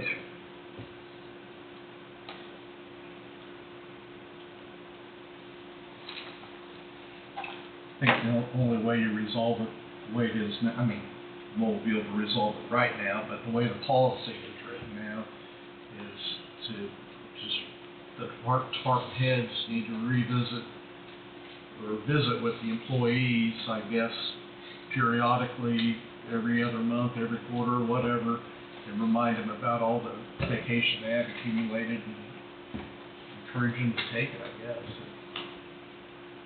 Because wait until the end of the year, that's where it's a problem. You try to encourage them to use some vacation earlier in the year. And to go back to Todd, we did have the discussion on 24th.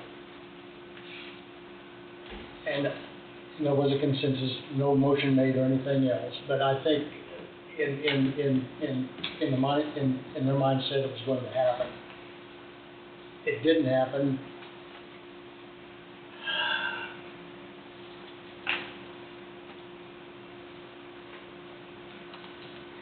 Look up.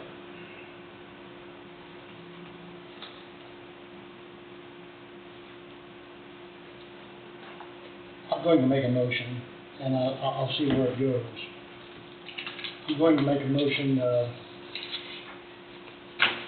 to extend employees' vacation time for 3 months into 26 to accommodate those that have excess vacation. Help me out, Angie, I'm not sure.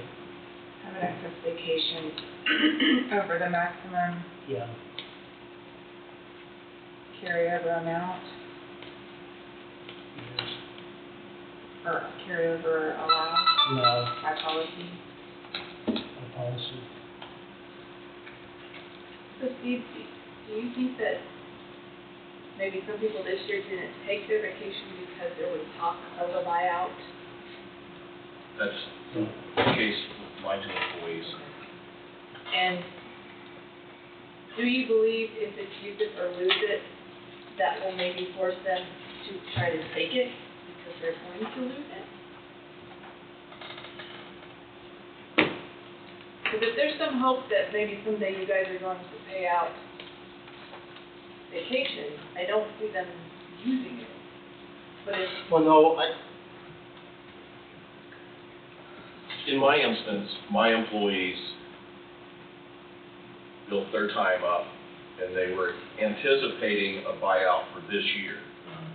And so that's why we're at the point where we are, and we both have 15 to 17 days over the maximum. As I stated in the last meeting, I would not be supporting anything about a buyout that would have to do with step and level on their salary. It would be a buyout of, say, $50 a day, $75 a day. They would not be at step and level. you talked about half pay. Well, just Or a whatever. set amount for all employees combined it out. 25, 50, I'm not saying what it should be, but it wouldn't be at whatever their $25, $30 an hour wage is at. But with as much trouble as there is between the different things, I'm leaning towards what Mark's saying about use it or lose it. But by no way could I go with or support anything at the step and level on where they fall with their salary.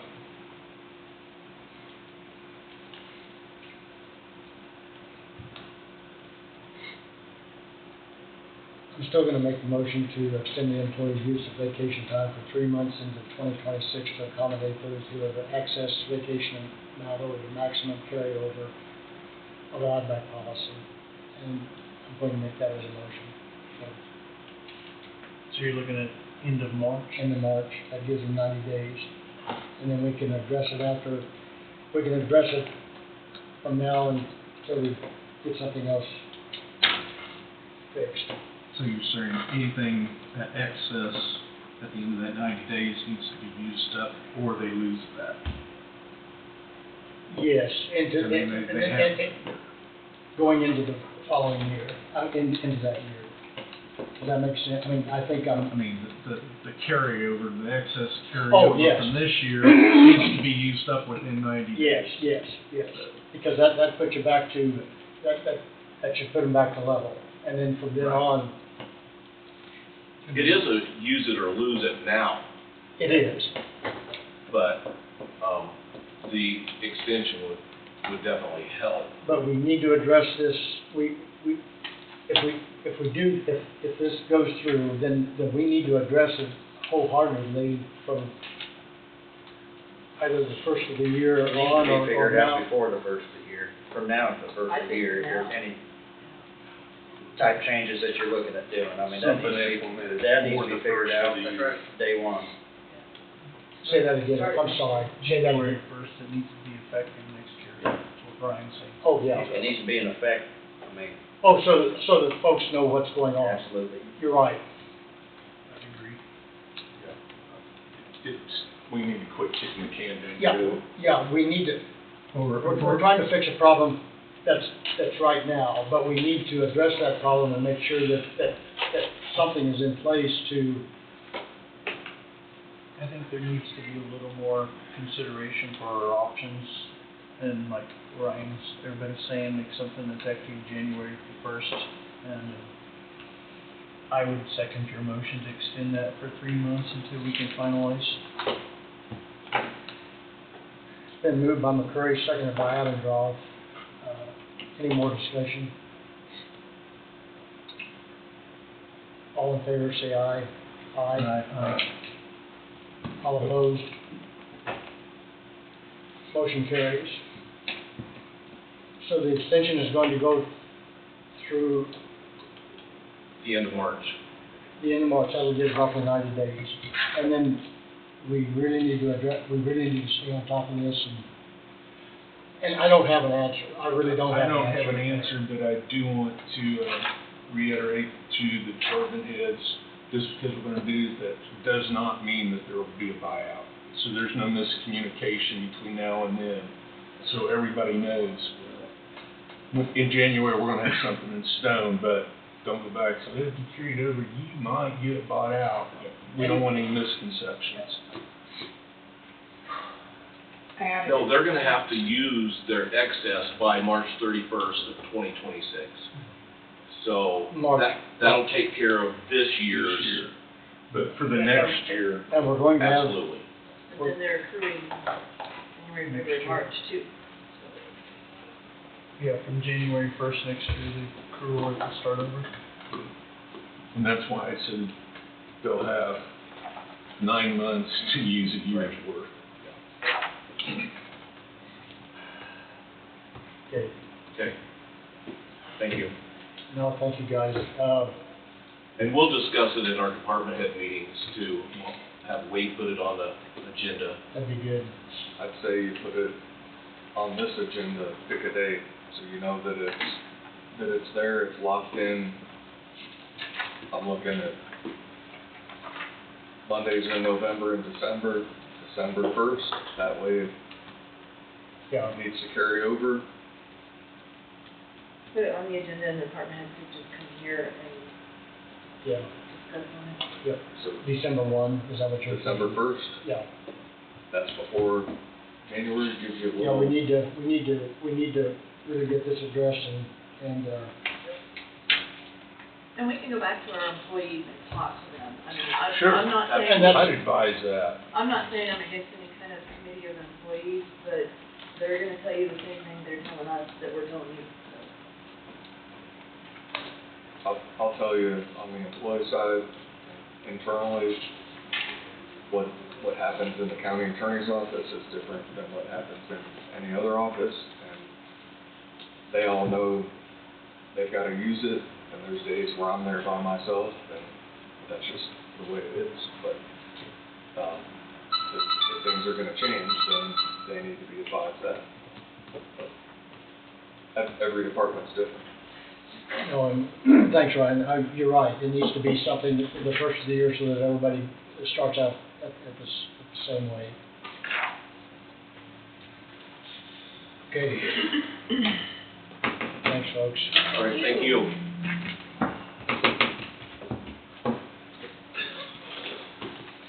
It's on your agenda. Pardon? It's on your agenda. For For December December 1? 1st. Okay. And I also have it in the to-do, in the bottom of the agenda. All right, very good. Oh, where we at? Signing dates stack. Yeah. Oh, that's nothing to sign, that's yours. We already did. I'm still signing checks, yeah.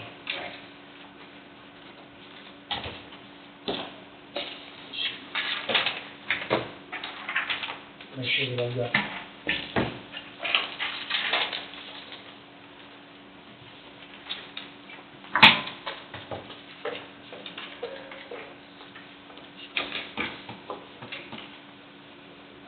Wait, I've got a, third notice from the elevator company.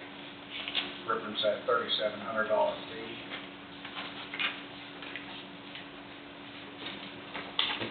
What would you like me to do on that? What would the commission like? Say that again, Tom.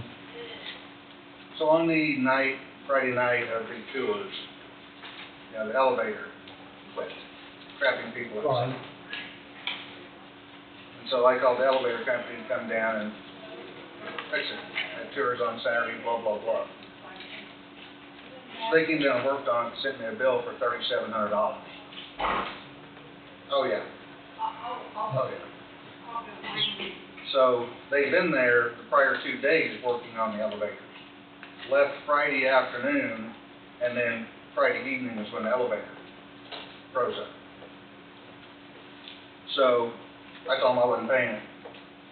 I told Cole, do whatever you gotta do, you're our liaison.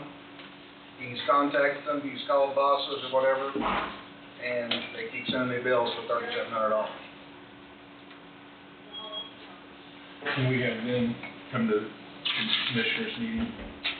I can ask them. Yeah, because I think that, I'm just talking with you here, that put egg on our face when we had the public hearing and the damn elevators broke down and there's patrons of the county in it. And then when charges $3,700, not only does it look $950 an hour. back, How much? bad. $950 an hour is what they charged us. Yep, for 3.5 hours, and trip fee to get here.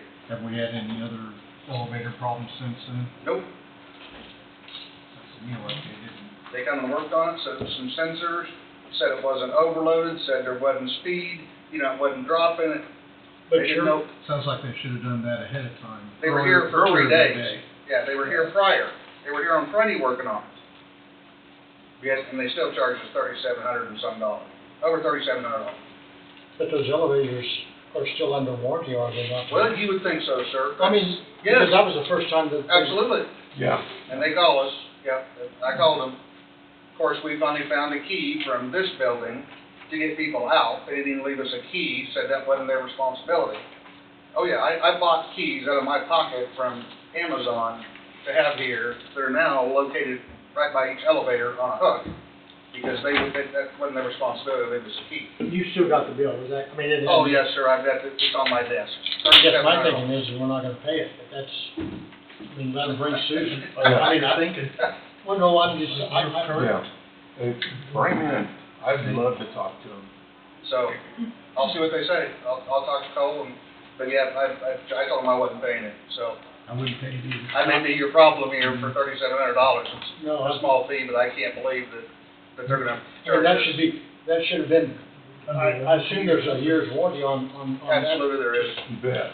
Yeah, Minimum year's warranty on everything here, some 2-year right, warranty. right. But yes, Not to mention, like Todd said, the embarrassment to the community about Well, yeah, it was the open house, it's been a while. that's Yeah. exactly correct. Yeah. So, okay, I'll make some phone calls. Are they out of Wichita? throughout Kansas City.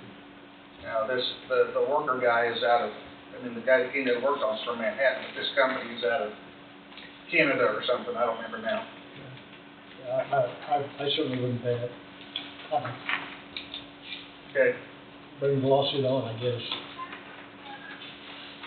You need to stand behind your word. okay.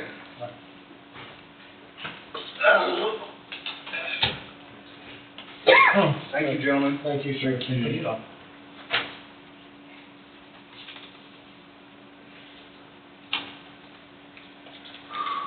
Wait, that elevator hasn't been there a full year yet, has it? Or it's operational? Hadn't been there 6 months.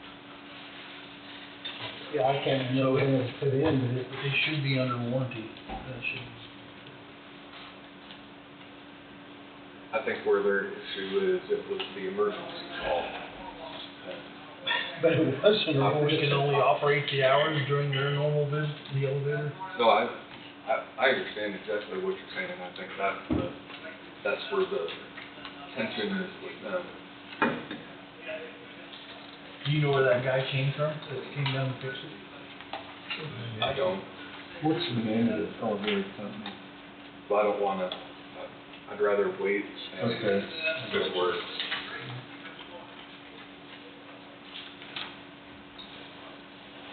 If they would have done what they were supposed to do, there wouldn't be an emergency. I'm just surprised if it didn't, have keys with it to, We're gonna walk through with them and show in the event of a problem, this is what you need to do, here's your Yeah. key at the top. yeah.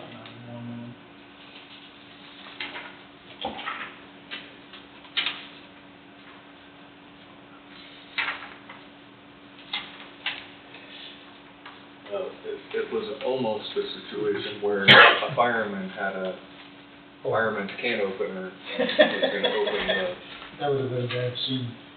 That bill would have been a little bit bigger. yeah, but they had the can opener there.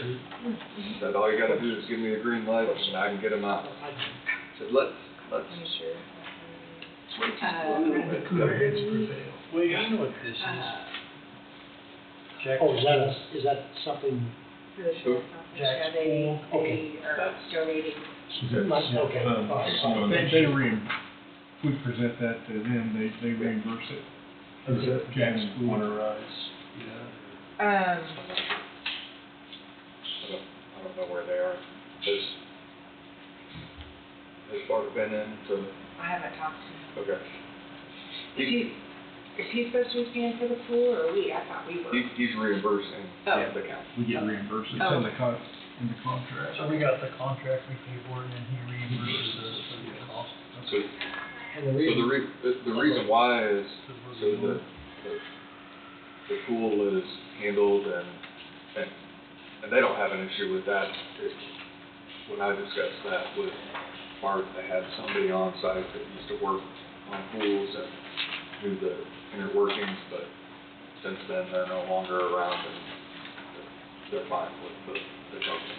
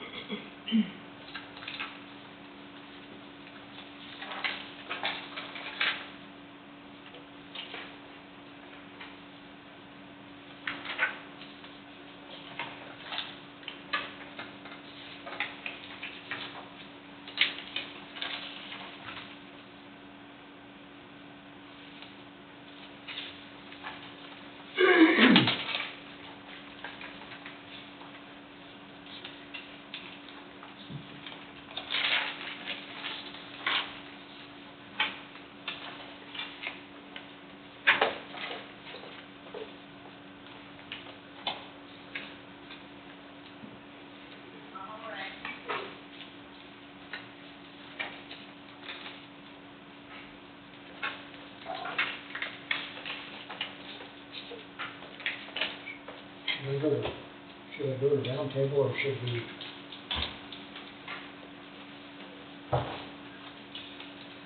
Finish this up. You're the leader. We can do better. You vote. Yes, we can.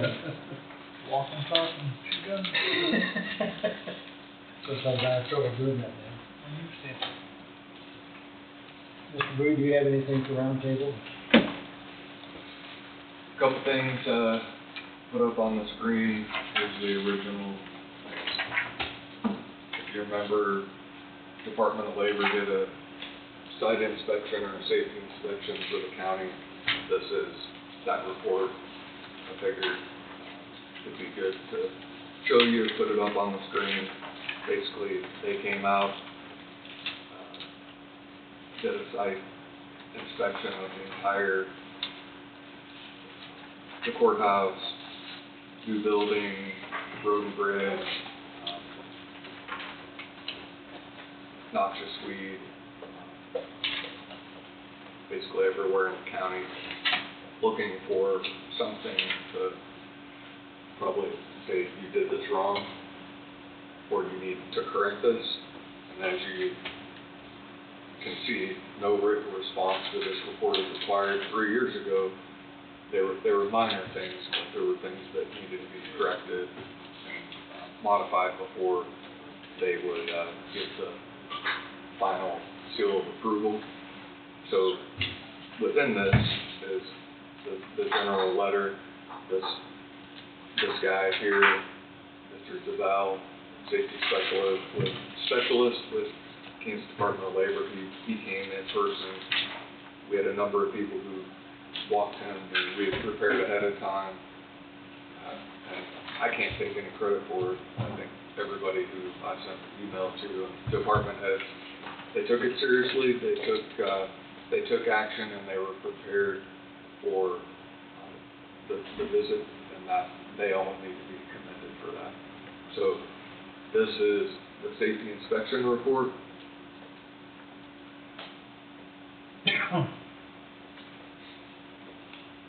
But the county, as I mentioned when I got the email, this was a couple weeks ago, because of the evaluation for the inspection and the results, Coffee County is nominated for the SHAPE Award, Safety and Health Award for Public Employees. I wanted that to be noted. I didn't know what SHAPE meant previously, but I think it's important to note.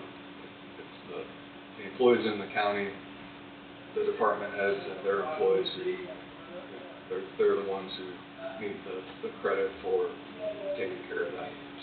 So this would have been similar to like an OSHA? Yep.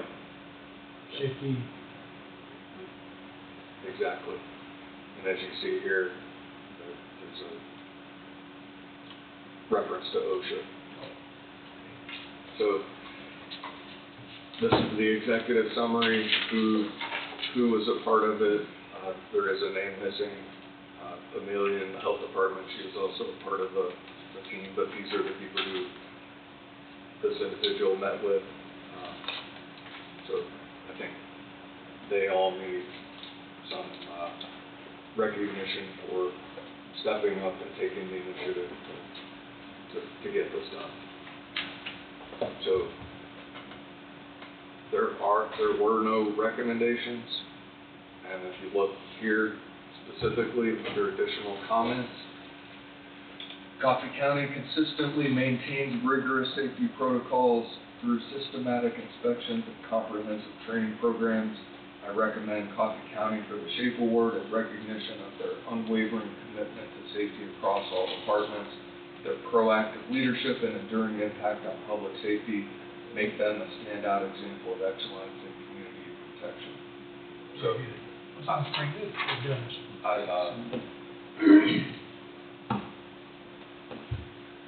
It takes everybody collectively to make something like that happen, and everybody steps up to the plate. It does.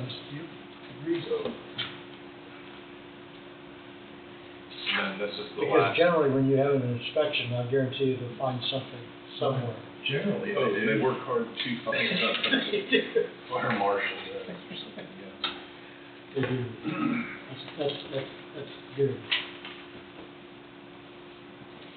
So who issues that shape award?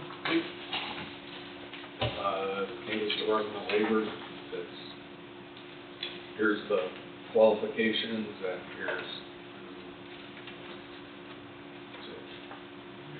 public employer must meet the following criteria. One, establishment has had a comprehensive safety inspection from Kansas Department of Labor consultant within the last 3 years.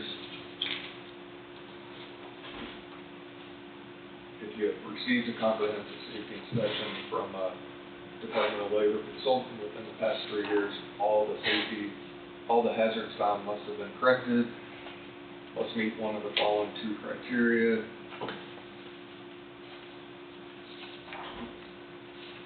I don't want to read.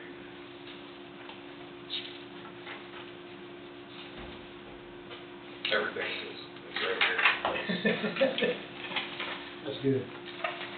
So I just wanted that to be out there, and if anybody wants it, here it is. That'd be an open record. Citizens should be happy to see if that's when you get those type of, that type of recognition, that means some of the things that you could be a liability or exposure to the county and its residents, or the employees are making sure that that's not one of them. I certainly commend the department head for taking care of that part of the safety. That's great. I even volunteered Cole to be part of the tour because he knows that new building better than anybody. Made sure Cole was here and he walked the guy around. Does the county all the vape pens or different flavors? Is there a vending machine down there? Pardon? I just wondered. What's that on? Oh, is that on the? $800 for vape pens. For what? Those vape pens for the smoking and stuff on those. Yeah, Wade, you're curious about this inmate supplies. Is there a vending, I can't remember, was there a vending machine or something like that for vape supplies? It couldn't vape in there. Here, look at this one.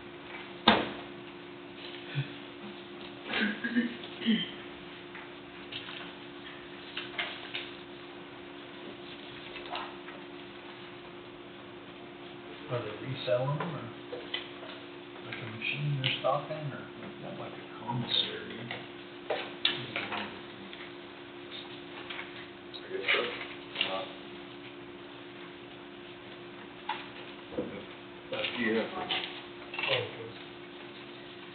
Yeah. Tom Christian. Okay. Tom or somebody over there. Helping yourselves, this is popular new couches.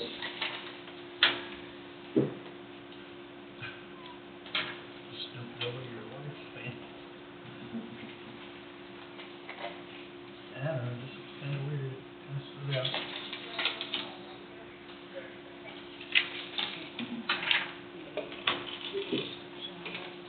Oh, so we need to go. Should we have somebody explain that? What's that? Should we have somebody explain that? I'm okay with that. Mike said maybe they're reselling them in the machine. Oh, yes. That's right, when we walked through there, and Thomas told us that they can't smoke in there, they can't vape. Oh, we've already. It's a good question. I don't know, Todd. I'm sorry.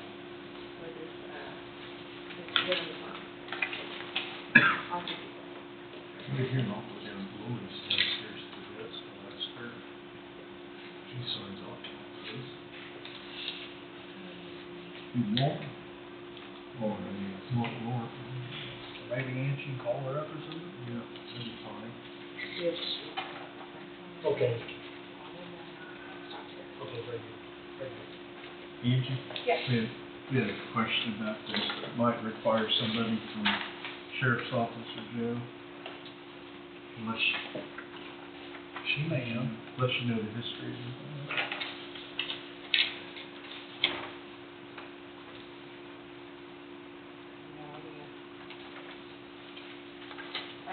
So, I'll just call it there, see if it comes up, I guess. Yeah. It's about $779 for that.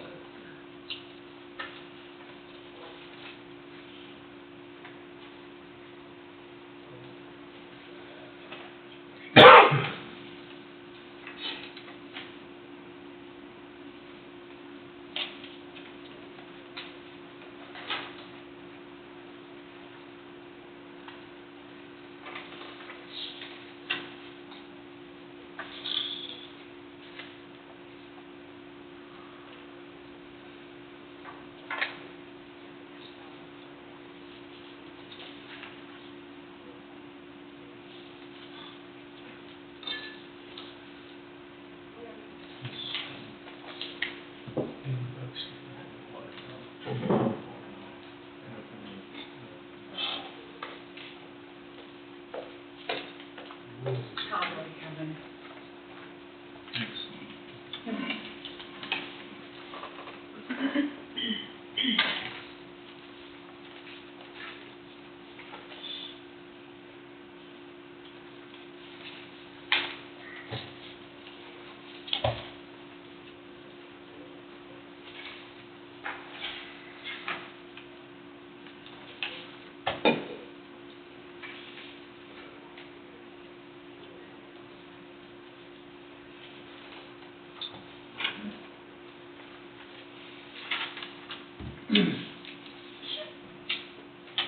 Angie's got, Resolution? yeah, the resolution with the, legal description on it. I can go ahead and do it while we're doing this. Sure.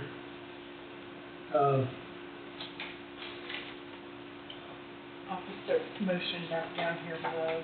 Okay. Take out.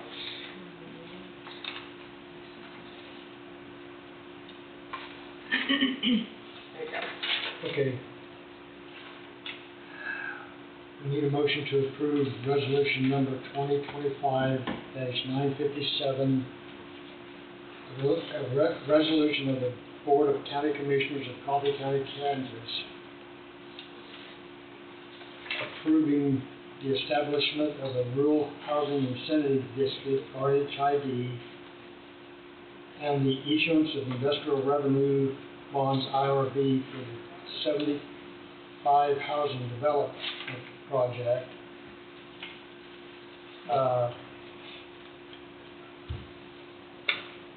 On approximately 70 acres located near the fractional north half of the southwest quarter, FRIN 1/2 southwest quarter of section 11, township 19 south, range 15, Coffee County, Kansas.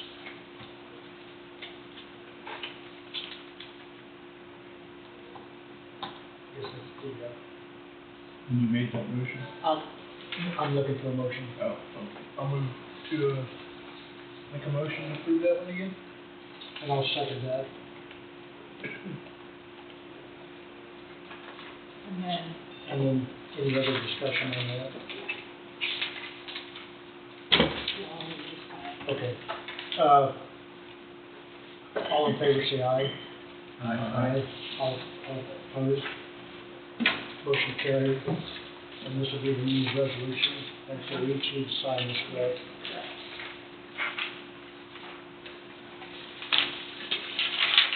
Thanks, Andrew. you're welcome.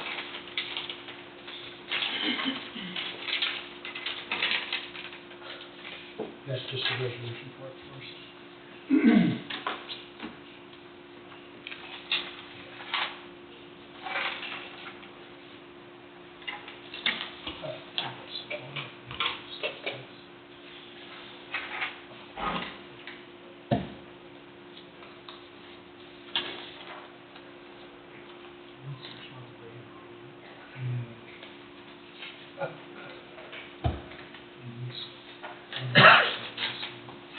We had a question. Precision Vapor. Yep. Where, says inmate expense and a bunch of vapor things or whatever. Is that for the inmates? Like, is there, we were trying to remember, is there like a vending machine or how's this work? Commissary. Commissary?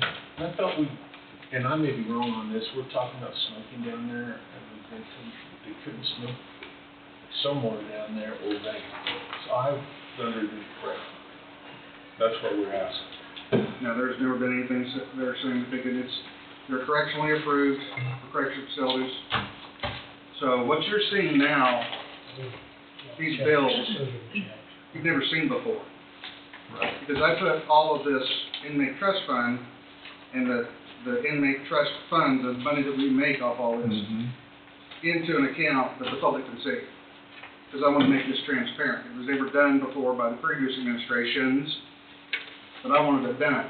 So you're going to see things like that that you've never seen before come across your desk. Is that what goes with this NCIC debit time summary on That's correct. communication? That's correct. Yeah. NCIC is the company that does the phone service, the kiosks for them to do visitation with their loved ones or whatever. That's that company. You say commissary, so they're paying for this themselves. That's correct. Inmates are paying commissary. Or their families or whoever. Whoever wants money on their books. If you want to Just put not money on copycat. somebody's books, Mark, you can get money on somebody's books, yeah. All right. This stuff goes in this basket. Well, we were curious about that, so. No, sounds I like we- expect that sooner or later you see something that hasn't come up here before, because we just recently did that. Moved that funds over, so, Okay, well, appreciate the explanation. no problem. I'm gonna stay for a little bit, because I'm not gonna walk again, all the way across there again. Great exercise. Oh, yeah, great. So you got one basket then, or? I think it's just moving through right now.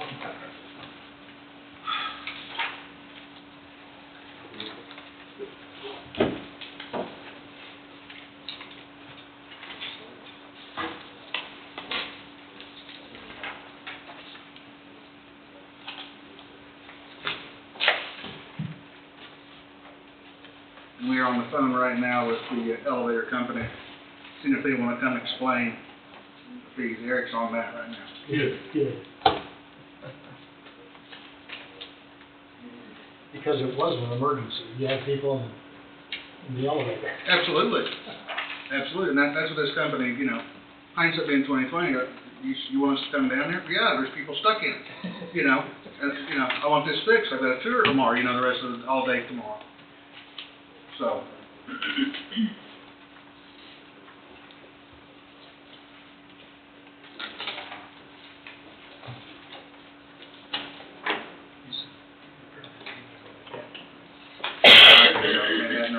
Man, one of those two.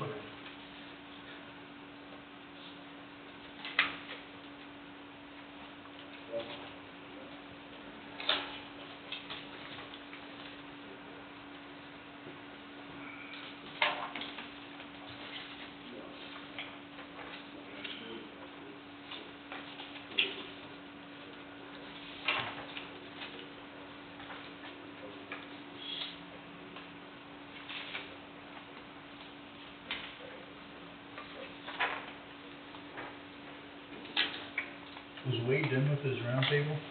No, I think he's got one more. Oh, that was only one? I Said he had a couple things, and that was only one? Okay.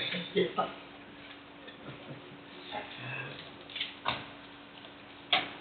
Read these phone bills, it's got like toilet paper now.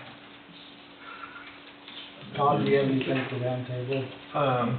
Yeah, I got called yesterday morning at 8 o'clock, wanting to know if the public can fish at the Bailey Place. And I didn't know what to answer, and I was informed there was 4 pickups sitting out on it fishing. So, I don't know. I'm not sure that's ever been addressed. I would just, You don't know who were in the pickups? No, because I got called in the elevator.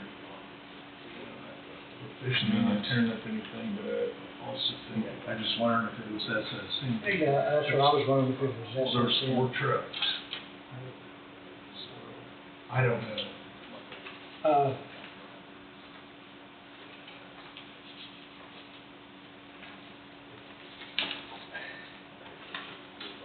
But even then, that pond is not part of the rental. What's the name? Look, I can't. I don't think, I could be wrong.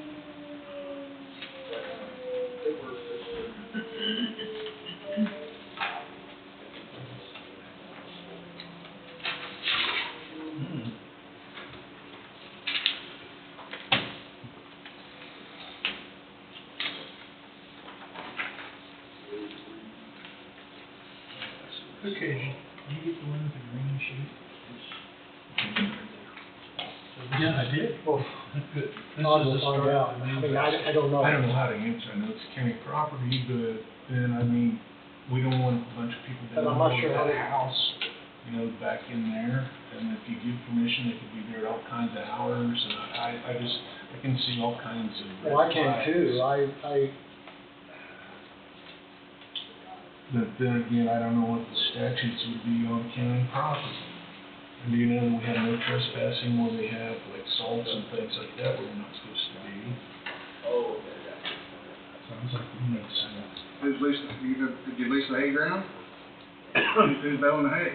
Lindsay's baled the hay, Lindsay's. So what's their lease say? Is that, but I don't know if they bail around the pond. We need some guidance from our county counselor. Yeah, because I think that pond, that body of water is part of. I don't know.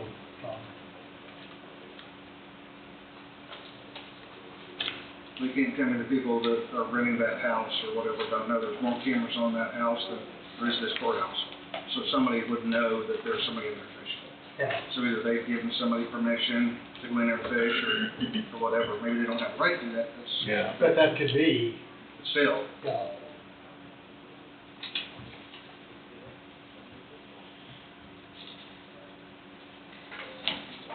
you know, that would be a good Mark question. that one as the start of this basket. Okay. Sounds like a great opportunity to have a county counselor answer that question. I don't think he's done the roundtable yet. I don't think so. We'll have an opportunity to pick his brain. That come off of that resolution, those 2 pages was together. That was on that resolution there. Angie clipped them together. Let's try to figure out where that clip came from.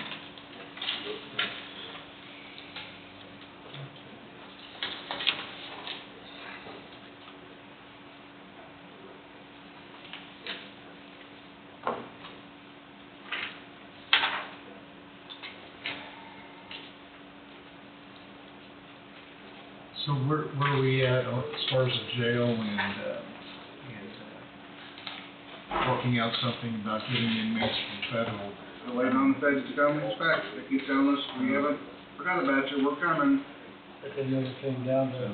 So nobody's came down to inspect. We've reached out to, I'm not gonna mention names here, we reached out to some counties surrounding us that don't have facilities like us and asked if they're willing to bring inmates up here, so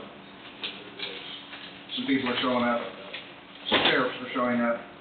So we are- Wednesday, as a matter of fact, to tour our place and so we can show them our advantages of what they have. And we may get some local stuff. So who does the inspection? Is it U.S. Marshals? Yes, marshals. Okay. But currently, we're not out for housing any of the county inmates. Oh, no, we're not, no. No, I have room for about 30 males and about 12 females, so I've got plenty of bed space. I wish I had that problem, but I don't right now.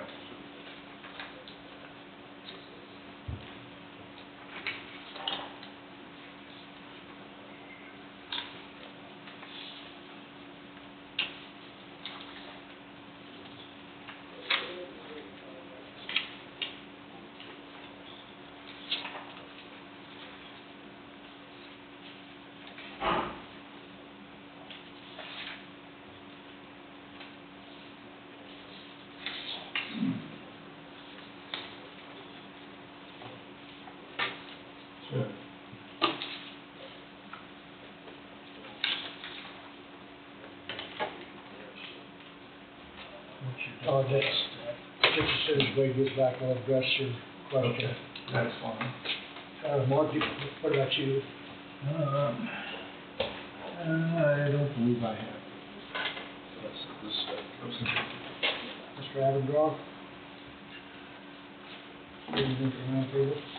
Yeah. So it looks like first thing on my list here is obviously we had an individual give up his spot on the planning board. Mr. Jenkins submitted his paperwork. Have you guys seen this morning? Do we want to advertise to fill that position? On what was that? Planning board? Oh, It's his term to expire.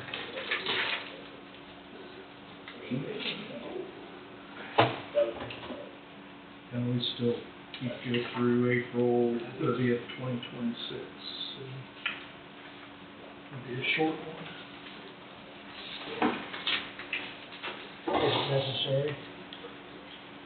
I'm just asking, I don't, we can wait until the term expires and renews to go out. If you lose another one or two. yeah, I mean, I don't think it would hurt to at least advertise and get a pool of potential applicants on file if it came to that. Whatever you guys wanna do, we can do that. At least have a,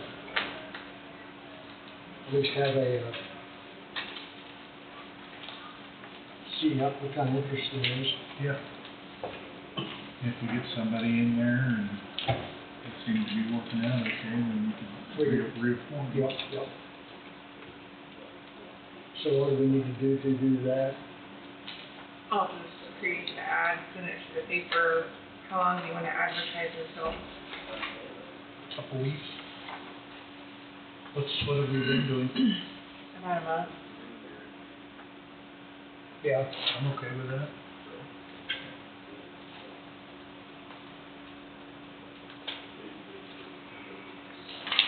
So by October 29th. Yes, hopefully we can appoint somebody November 3rd.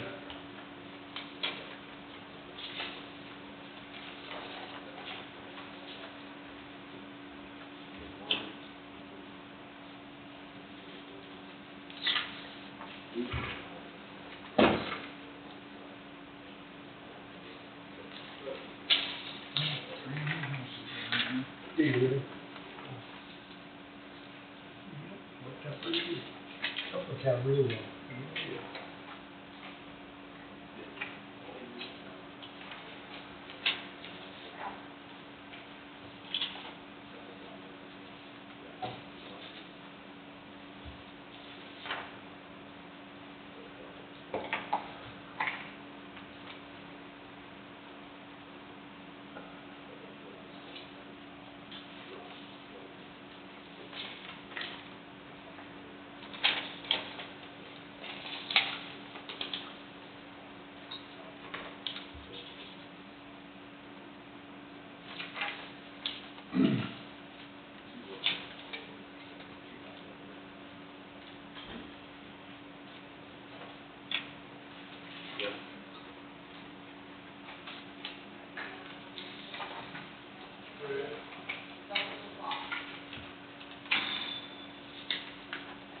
You got it, Angie, you good? You still working on it? No, I've got it ready. I'll send it to the paper. Okay.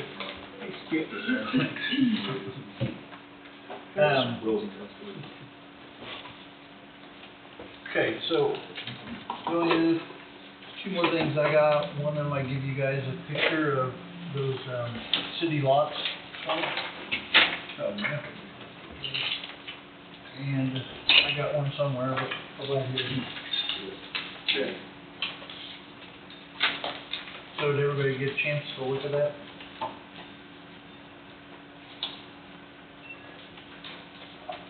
Yes. So anyway, these lots are just directly south of the hospital parking lot on the corner there of Second and Garrison Street. And it looks like there's two of them there. And these things have been sitting for quite a while empty. I did have a request recently from an individual who desires to develop this. The potentially put a dwelling there. So I thought I'd bring it up and see what your guys' thoughts about, selling these two properties outright. We talked to hospital yet about that? Because if I remember right, way back when, I think the idea that they thought that was in case they needed it for some expansion, and now that we're selling the former medical clinic across the street, I mean, if they do have plans to do anything, they got a lot less land to do it in, so, may not be a problem for them, but I don't know, I think they'll at least run it by them and see what their long-term plans are. We can definitely visit with them and see what they want to do with it, if they have any interest. Because at least that is contiguous with their property, I mean, within the same block. That's my only concern. Good point. We can talk to them and see what they want to do and address it. You wanna do that, or do you want to do that, or you want Are to? you going to know? I am planning to, yes. You want to talk to them? Want me to go visit with her? And I can, I mean, just let them know there's interest in it, I guess. Okay, don't forget your map. I probably will, but I'll try. Okay, the only other thing I got is, Maribel's, they put the glass in the front window last Friday. The roofers are there today, they're supposed to be completed with the roofing aspect of it. It's supposed to be 100% done. It looks really good. So, It's not having that. yeah. They painted the front of it, it does, it's pretty nice. So, the thing here, figure out what we're gonna do with it, be our next. At least we've got a viable building now, we have to have something with a roof on it. Correct. So, like I said, he informed me they were supposed to be completed with it today, so. I'm all in favor of doing something before something else happens. Yeah. Wade, Todd has a question for you. I got called yesterday morning about 8 o'clock, wondering with the Bailey place, if people allowed to fish there. There's 4 pickups there, and they were fishing the pond. I said I didn't. So we had that issue before, and I think, the issue is liability for the county, exposure, because there's no,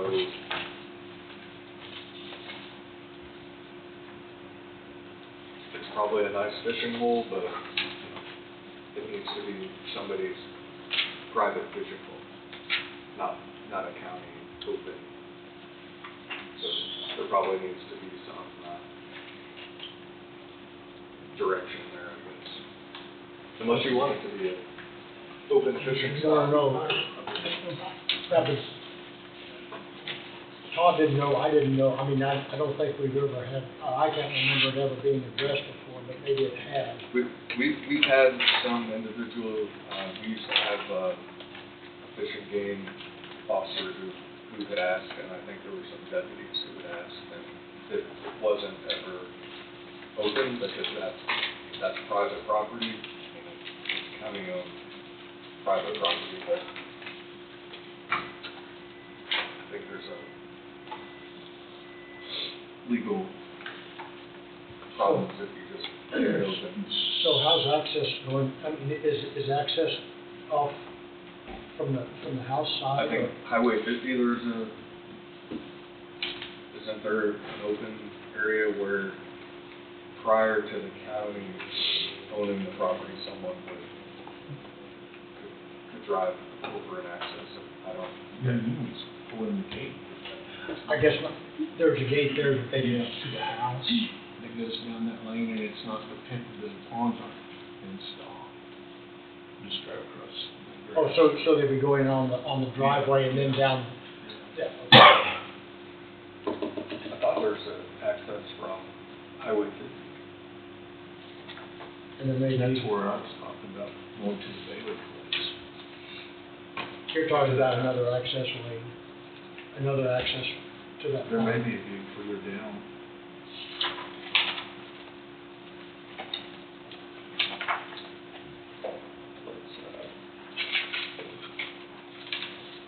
So how do we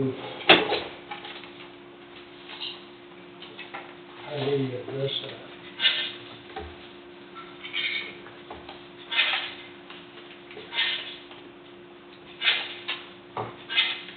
So,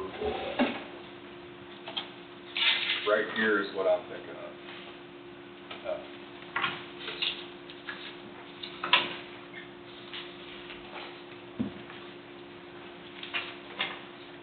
I just pulled up the map, so I thought you were looking at the map with me. Yeah. It doesn't I matter. think you're still looking I'm gonna put it up on the screen.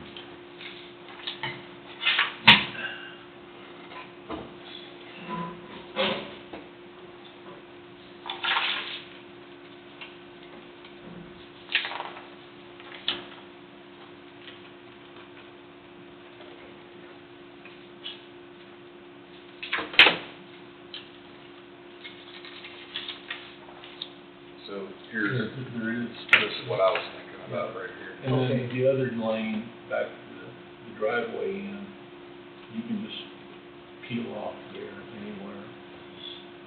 I know there was one when we were cutting grass and go behind it and Yeah. go around. across that dam. Yeah, Go back to the there's quite a few ways to get into it. And that gate to the house is never closed.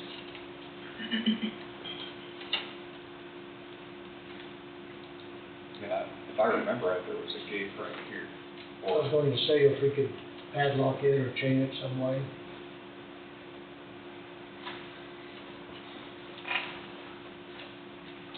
When it worked, and we shut that other gate when he's not there, and he gets back east. I can reach out to him.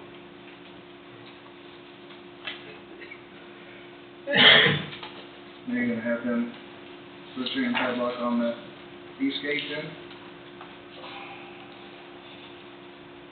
Right here? No, sir, I thought you were gonna call Loner, but I'm talking about the east gate. Which east gate? Other gate, go back on the highway. Oh, the west gate. Right there. West gate. West gate. Or, I'm sorry, west, yeah. That's right there. The other east. Yeah, the other. So are you gonna have him also chain and padlock that, or is that something you want me to go get some chain and padlock? I'll talk to him. I don't know. Either way, there should be some sort of notice put up that, unless you want him to. No, I think the liability is too much. I think that, and if somebody around that house, we don't need enough of them there. I don't know what type of fence it is, I don't remember. It's just, T-post. T-post or hedge post. It's an old fence.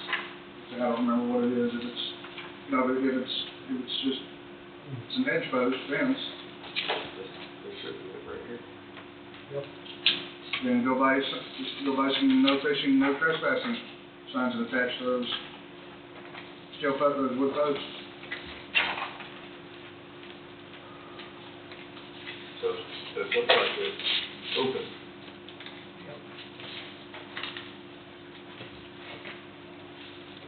Put a cable across it or anything else. You're gonna have to give the land clearers leasing it if they got hay on just like that, they're gonna have to have access to it.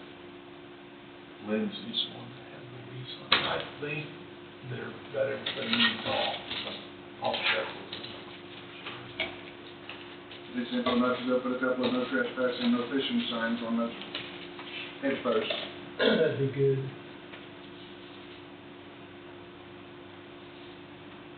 Google Maps is nice for that reason. Go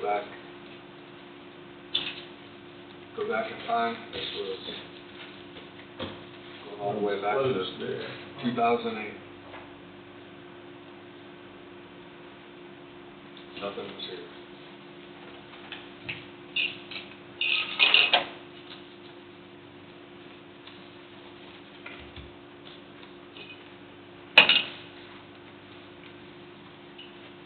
Just let me know what you'll do.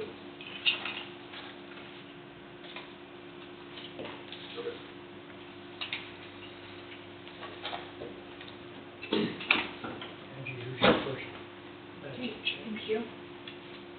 Oh, wait, I missed one. So are you wanting something to be done, or, I know you're wanting something to be done, but what are you wanting to be done regarding the Marigold's property? Because on that one, I highly recommend that you have a reserve because of the amount that has been invested in that particular property. Between buying out Lyon County State Bank, between buying out the city of Burlington, between the initial investment with the economic development loan program, the legal fees that tie to that, taking that property and sort of litigating in bankruptcy court, the bankruptcy component, then filing a mortgage foreclosure in the Coffee County District Court that encompassed all three things. The loan by the county, the Burlington City loan, as well as the Lyon County State Bank loan. That was all in one action. And then you have a new roof, a new window, and a number of different things. So I don't know what the county appraisal is on that property, and that property is two properties that are combined into one. And then you have the equipment on the inside that is also a part of that process as well. So I only mention that to say that coming up with the amount that you're going to have as a reserve, or what you're going to do with this property, is a little different than what you've done with the previous two that are out there. You don't have a reserve on the other two, and that's the hospital properties. Here, my recommendation, based on the investment, you need to have a reserve. Do I know what that reserve figure is? I don't. I know it's more than what probably the county appraisal has on it, because you now have and you intentionally wanted to get a solid roof. It's a roof that has a 30-year warranty on it. You didn't know you're going to have to deal with the brick issue. Now it's got the brick issue that somebody else isn't going to inherit.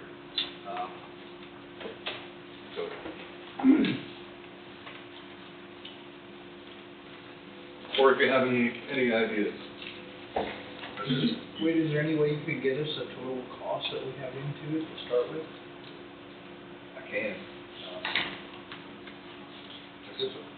We have no idea what's invested. You may not want to see it. I can tell you that. I'm not going to determine all set aside.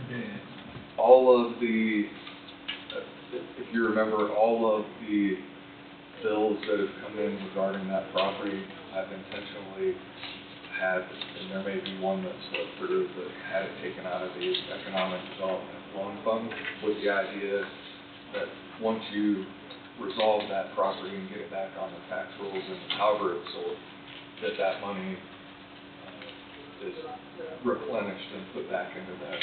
And that was going back into last year, maybe even the year before. So when you see those figures, that's likely where they've been pulled from. So you're going to see attorney's fees, you're going to see, because the county had to hire an attorney to deal with the bankruptcy court, because bankruptcy is its own specialty area. And fortunately, the individual that the county hired is very well versed in business law and bankruptcy law, and was able to get the county out of that lawsuit in pretty short order. So anyways. So how would you do a reserve? Would you do it based on evaluation, up to the evaluation that was on it before the roof? And I'm not sure what the valuation is right now. You probably need to look at that. Then you have $30-some thousand in kitchen equipment that is basically brand new. And then you add on, to whatever degree you feel it relevant, the cost of the roof, the issue with the bricks may have some sort of value because that potentially, the good news is that somebody would have purchased it early on, and what happened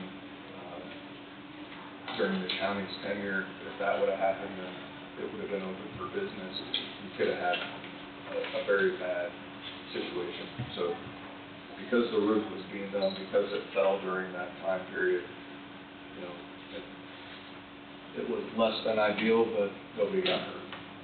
And would have had the potential somewhere down the road to fail, and if it failed. So you would take what was, the appraisal was, plus roof, plus what, but I'm not sure that you can add anything else in. You can't. I mean, There's no way. because we're not going to recoup. I'd say you need to consider whatever the value is, plus the value of the equipment, plus a new roof. That should be your starting point. Right.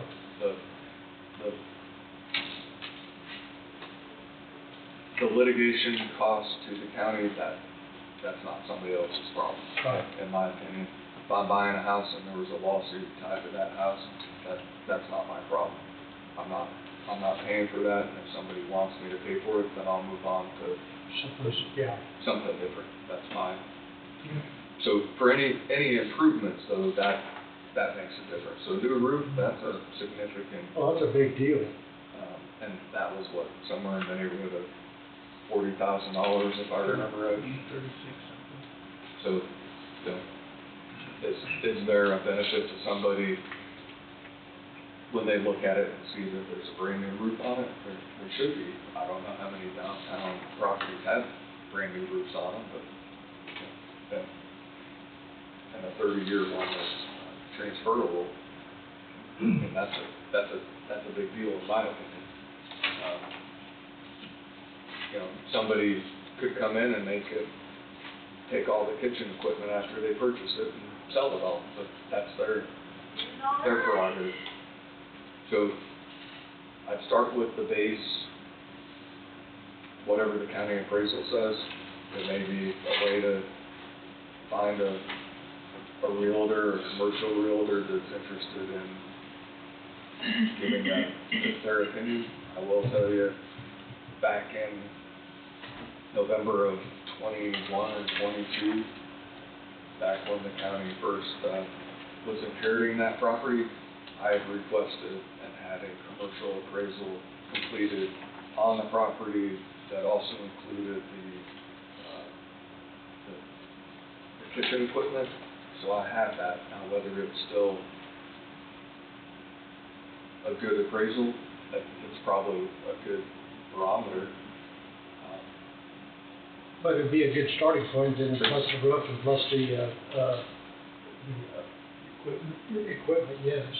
And the individual who did it, he's out of Emporia. He had 40 years of experience. He's someone who's known.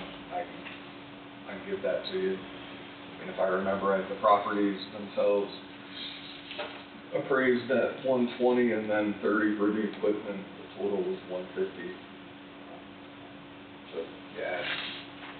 Then the other part of it that you may want to take into consideration, the city of Burlington loan was specific to the awnings, if I remember right. And the awnings were put up, and so there may be some sort of value there, but just for you to be thinking about. Is there still anyone that's showing interest towards it, or is that all? There have been several who've gone in, have taken a look at it.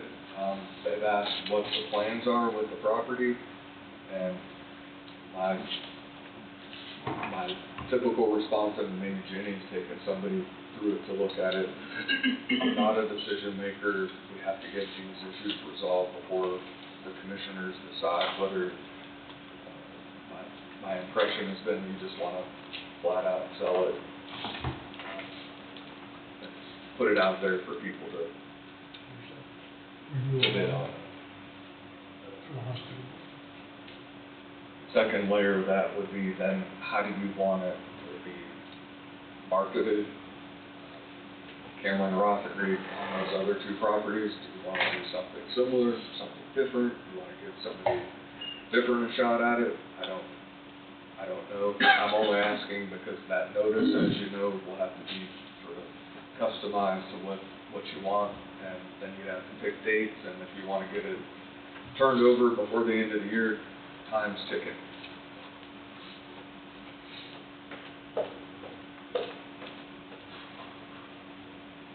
So chew on that for a week. Well, and then by then, Mr. Thompson will be back, should be, and that'll give us. Well, I'll get the figures for what the county has invested in that property as a whole. Just be prepared to see a number that probably will Make sure we're sitting down. make your stomach knot up.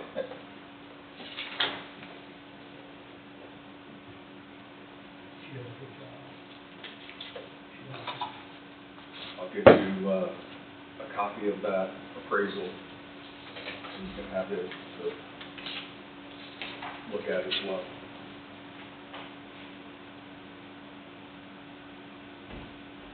And then you can tell me what direction you want me to go in from there. Very good. Yeah, it's something where it's finished up, we need to go ahead and get something done with it. At least Before start with it. before winter hits and you have cold weather and Yeah. whatnot. It'd be ideal if we could get rid of it before the first. Oh, year. I agree, John. Yeah.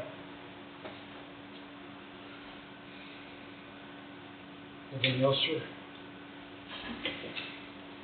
I have we'll meet Angie, but a 15-minute executive session, attorney-client dealing with legal advice regarding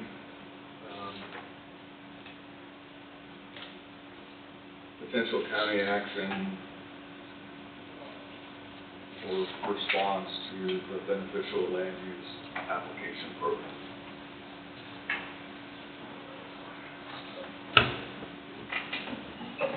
And I would have got it on the agenda, but it was late Friday afternoon when I dealt with this particular issue.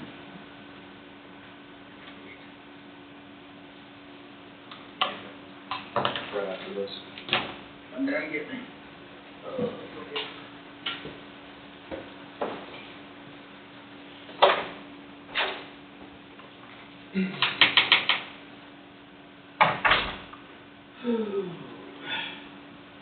I guess I could have got that.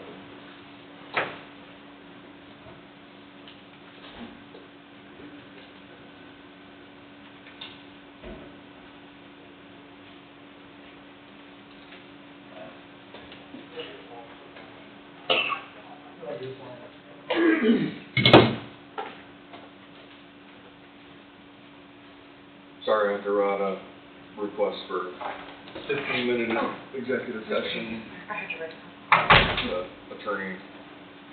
Attorney-client.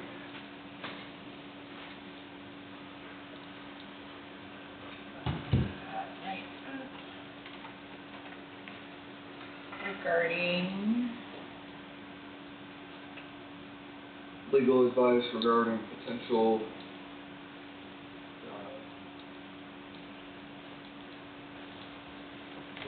county response to the beneficial land use application program. response, you said it again. The, County response. to the beneficial land use application program. That's what it's called, right? I know it's got an acronym.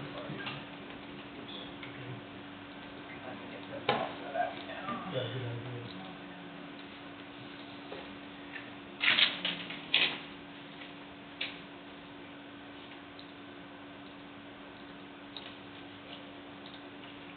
Ooh. And you said how long? 15.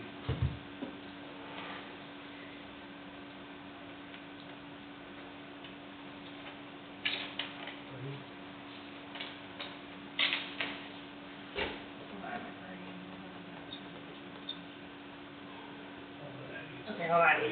Regarding legal advice related to the county response to the okay. Yeah, I'm ready now. Okay. I'll make a motion to enter into executive session for 15 minutes to include each of the commissioners and county councilor Wade Huey to discuss matters deemed privileged in the attorney-client relationship regarding legal advice related to the county response to the beneficial land use application under the Kansas Open Meetings Act, KSA 75-4319 B2. That's the motion. I'll make that motion. Second. It's been moved by McCrary, seconded by Barker. All in favor, say aye. Aye. We'll go in at 12:41. We need a break. 12:41.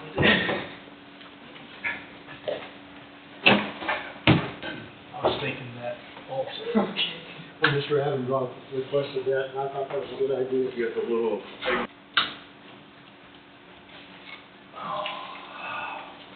Thanks, sir.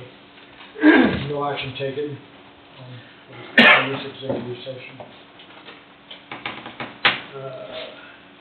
Anything else, Mr. B? Not for today. And we're addressing Todd's concern on that basic, Matthew, nothing on you, Mike? You good? I don't have anything. Miss Angie? I don't know if a few of you had thought maybe you might attend, or we were gonna check in to see if you would be interested in attending the KAC. I know you can't, but if you are interested, just try to keep it in the back of your mind that you'll need to let me know so I can help you get your room and scheduled and all that. And then, I'll get the planning board advertised.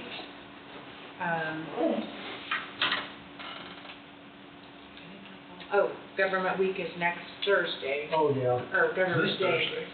Oh, this Thursday. Is it Oh this my gosh, Thursday? I forgot, yeah. I was thinking next week already, but no, it's coming this Thursday. So, Steve, I don't know if you would want to go out to the school if Wade's still out sick I can. to do the introductions, and I'm still waiting to get the checklist. I assume it'll come any day. I can, I'll if Wade's still Yeah. under the weather, I can cover that. Okay, I Or know try- Mark or said try he could to. come up here and talk about commission stuff. I don't know if Todd or, I'm going to be so visible. That's fine. I wouldn't mind if it wasn't. I'd be glad to come up. and then, so you're gonna have like 8 to 10 groups that are gonna come Yeah. through. You might wanna take a break and let someone else do it, too. I'll just need some guidance, well, I'll just need some guidance Yeah, on what, okay, so maybe we can get together later this week or something. that'd be fine, Awesome. that'd be fine. That's all I have.